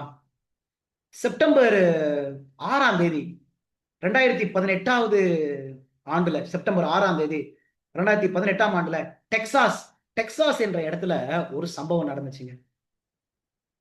என்ன நடந்துச்சு அப்படின்னா, ஒரு 26 வயசு ஒரு அக்கௌண்டன்ட். அவர் பேரு போத்தம் ஜீன். போத்தம் ஜீன். சரிங்களா? போத்தம் ஜீன் சொல்லி ஒரு 26 வயசு ஒரு அக்கௌண்டன்ட், ஒரு வாலிப பையன். அவன் தன்னுடைய அபார்ட்மெண்ட்டுக்குள்ள போறான். ஒரு அடுக்குமாடி கட்டிடத்துக்குள்ள அவர் வந்து போறாரு. 26 வயசு. சரிங்களா? அந்த சமயத்துல ஒரு போலீஸ் ஆபீசர், இந்த படத்துல பாக்குறீங்களா ஒரு பெண்மணி ஆம்பர் கைகர் அப்படின்னு நீங்க பாக்குறீங்களா? இந்த படத்துல பாக்குறீங்களா? இந்த பெண்மணி இவங்க வந்து ஒரு போலீஸ் ஆபீசர். இவங்க என்ன நினைச்சுறாங்க அப்படின்னா, இந்த அடுக்குமாடி கட்டிடம் வந்து அவங்க நினைச்சுக்கிறாங்க இது நம்முடைய, இது என்னுடைய கட்டிடம் மாதிரி இருக்கே அப்படின்னு நினைச்சுக்கிறாங்க. இந்த நபர் உள்ள போனார்ல, அவர் பேர் என்ன சொன்னேன் நானு? போதம் ஜீன். போதம் ஜீன் சொன்னேன்ல. இந்த உள்ள போன நபர் வந்து ஏதோ வீட்டினுடைய கதவை உடைச்சிட்டு உள்ள போகக்கூடியவர் அப்படின்னு இவங்க கொஞ்சம் தப்பு கணக்கு போட்டுட்டு இந்த போதம் ஜீனை சுட்டுறாங்க. சுட்ட இடத்துலயே இந்த 26 வயசு இந்த பையன், இந்த வாலிப பையன் இறந்து போயிடலாம். எப்ப நடந்துச்சு அப்படின்னா செப்டம்பர் 6ஆம் தேதி 2018ஆவது ஆண்டுல டெக்சாஸ் என்ற இடத்துல இது வந்து நடக்குது. இந்த போலீஸ் ஆபீசர் அவங்க பேர் வந்து ஆம்பர் கைகர். அவங்க பேரு ஆம்பர் கைகர். சரிங்களா? இந்த பையன் அவங்க அபார்ட்மெண்ட்டுக்குள்ள தான் போறான். அவங்க அடுக்குமாடி கட்டிடத்துக்குள்ள போறான். ஆனா இவங்க அதை தப்பா நினைச்சுக்கிட்டு இவன் ஏதோ கதவை உடைக்க போறான், இவன் நம்ம அபார்ட்மெண்ட்டுக்குள்ள வந்துட்டான் அப்படின்னு நினைச்சிட்டு அவங்க ஒரு தப்பு கணக்கு போட்டு அவங்க என்ன செஞ்சுறாங்க? சுட்டுறாங்க. இப்ப இது ஒரு பெரிய கேஸா மாறுது. இது கோர்ட்டுக்கெல்லாம் போகுது. இந்த பெண்மணி, இந்த போலீஸ் ஆபீசரை என்ன செய்றாங்க? அரெஸ்ட் பண்றாங்க. அக்டோபர் 3ஆம் தேதி இந்த சம்பவம் நடந்த ஆண்டு செப்டம்பர் 6, 2018. அக்டோபர் 3ஆம் தேதி 2019ஆவது ஆண்டுல நியூஸ் பேப்பர்ல இந்த காரியம் வருது. என்ன வருது அப்படின்னா ஒரு சம்பவம் நடந்துச்சு. இப்ப இந்த பெண்மணிக்கு தீர்ப்பு கொடுக்கணும். இந்த தீர்ப்பு கொடுக்கிற சமயத்துல ஒரு காரியம் நடக்குது. இந்த இறந்து போன ஒரு நபர் வந்து போத்தம் ஜீன் சொன்னோம் பாத்தீங்களா? அவங்களுடைய சகோதரன், அவருக்கு 18 வயசு, ஒரு தம்பி, அவர் பேர் வந்து பிராண்ட் ஜீன். Brand gene. இப்ப இவங்களும் அந்த கோர்ட்ல இருக்கிறாங்க, அந்த நீதிமன்றத்துல இருக்கிறாங்க. இவங்க தீர்ப்பு கொடுக்கக்கூடிய அந்த நாள்ல நீதிமன்றத்துல இருக்கிறாங்க. அப்ப தீர்ப்பு கொடுக்கக்கூடிய அந்த நேரத்துல இந்த தம்பி இறந்து போனார்ல, அவருடைய தம்பி என்ன செய்யறாரு தெரியுமா? இவங்கள என்ன சொல்ற அப்படின்னா, நான் இவங்களை நேசிக்கிறேன், நான் இவங்களை மன்னிக்கிறேன், இவங்க ரட்சிக்கப்பட வேண்டும் என்று நான் விரும்புகிறேன், இவங்க ஜெயிலுக்கு போறது எனக்கு பிரியமே இல்லை, நான் இவங்களை கெட்டி பிடிக்க ஆசைப்படுறேன் அப்படின்னு சொல்லிட்டு தன்னுடைய சகோதரனை கொன்ற அந்த போலீஸ் அதிகாரிய இவங்க போய் என்ன செய்றாங்கன்னா, இந்த 18 வயசு பையன் இவர் போய் கெட்டி பிடிக்கிறார். அதுதான் இந்த சம்பவத்தை நம்ம சொல்ல போறோம். இங்க நம்ம பாக்குறோம். அப்ப இந்த சம்பவம் நடக்குது. இந்த சம்பவம் நடந்த உடனே அந்த இடத்துல அநேக பேர் வந்து இந்த சம்பவத்தை பார்த்து ரொம்ப நெகிழ்ச்சி அடைகிறாங்க. ரொம்ப பேர் அழுகுறாங்க. இந்த பெண்மணியும் போலீஸ் ஆபீசரும் என்ன செய்றாங்கன்னா, பயங்கரமா அழுகுறாங்க. அழும்போது இந்த சம்பவம் நடந்த உடனே ஒருத்தர் வந்து எழுதுறாரு, இது எப்படிப்பா சாத்தியம்?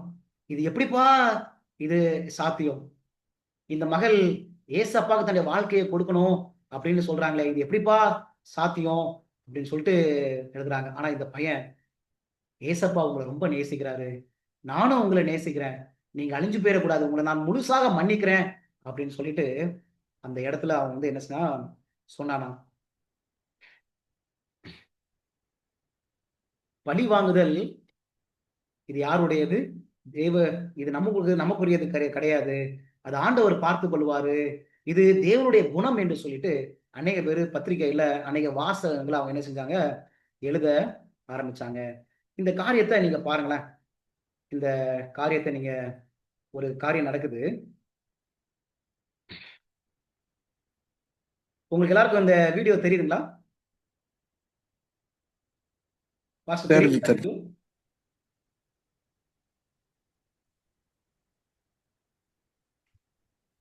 ஒரு 2 நிமிஷத்துல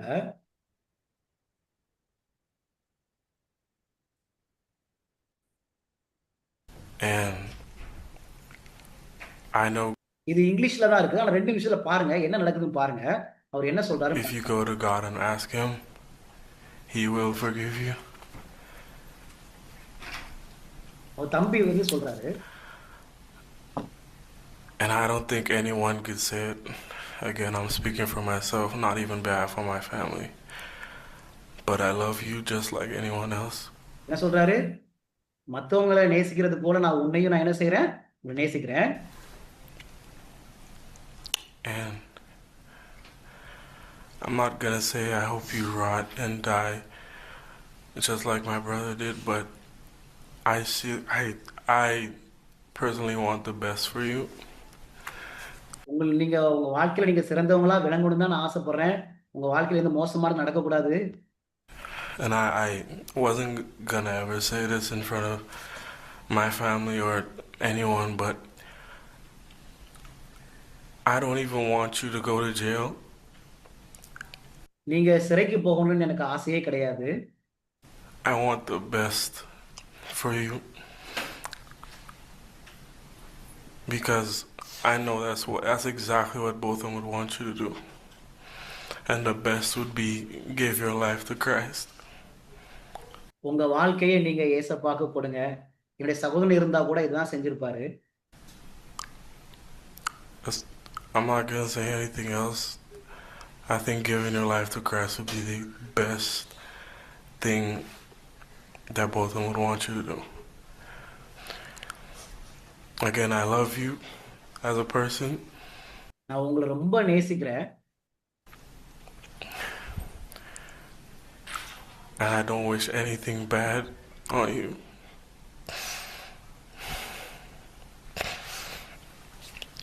I don't know if this is possible, but can I give her a hug, please?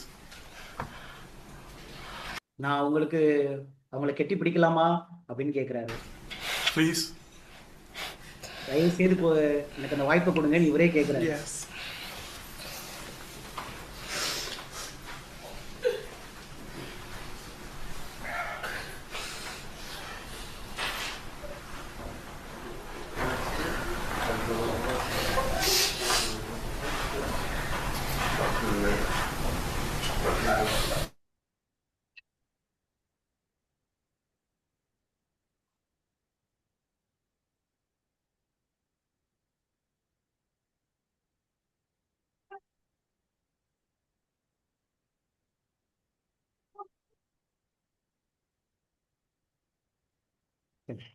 உங்க எல்லாருக்கும் கேட்டுச்சுங்களா?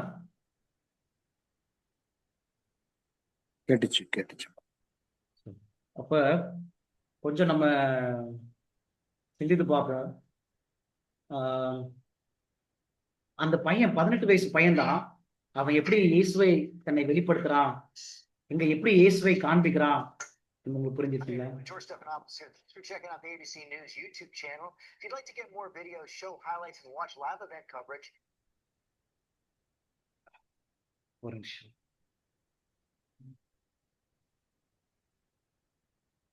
அவன் எப்படி தன்னை இயேசுவை வெளிப்படுத்தினா என்பதை நம்ம பார்க்க முடிஞ்சுச்சு. அப்ப தானியேல் எப்படி இயேசு கிறிஸ்துவை வெளிப்படுத்தினாரோ அது போல இந்த ஒரு 18 வயசு பையனால இயேசுவை வெளிப்படுத்த முடிஞ்சுச்சு. நம்ம யோசிச்சு பார்ப்போம், நம்ம வாழ்க்கையில யாராவது இன்னும் மன்னிக்காம இருக்கிறோமா? அந்த இயேசுவின் குணத்தை இன்னும் காண்பிக்காம இருக்கிறோமா? கொஞ்சம் நம்ம சிந்திச்சு பார்ப்போம். ஆண்டவர்கிட்ட கேட்போம், ஆண்டவரே உம்மை போல என்னை மாற்றும், உம்மை போல என்னை மாற்றும். அவரை போல நம்ம மாற வேண்டும் என்று சொன்னா அவர் நமக்குள்ளாக வந்து வாசம் செய்யணும். அவரை நம்ம கேட்கணும். வெறும் தேவையில மாத்திரம் கேட்காதபடி அவரையே கேட்கும்போது அவர் நமக்குள்ளாக வாசம் செய்வார். நமக்குள்ளாய் வாசம் செய்யும் போது நிச்சயமாய் நாம் அவரை போல மாறுவோம். தானியேல் புஸ்தகம் யாரை குறித்து பேசுகிறது? இயேசு கிறிஸ்துவை குறித்து பேசுகிறது. இயேசுவை போல மாற வேண்டும் என்பதற்காக தான் இந்த தீர்க்க தரிசனத்தை ஆண்டவர் கொடுத்திருக்கிறாரு. நம்ம ஒவ்வொருவரும் இயேசுவை போல மாற நம்ம அர்ப்பணிப்போம். கர்த்தர் நம்மை ஆசீர்வதிப்பாராக. ஆமென்.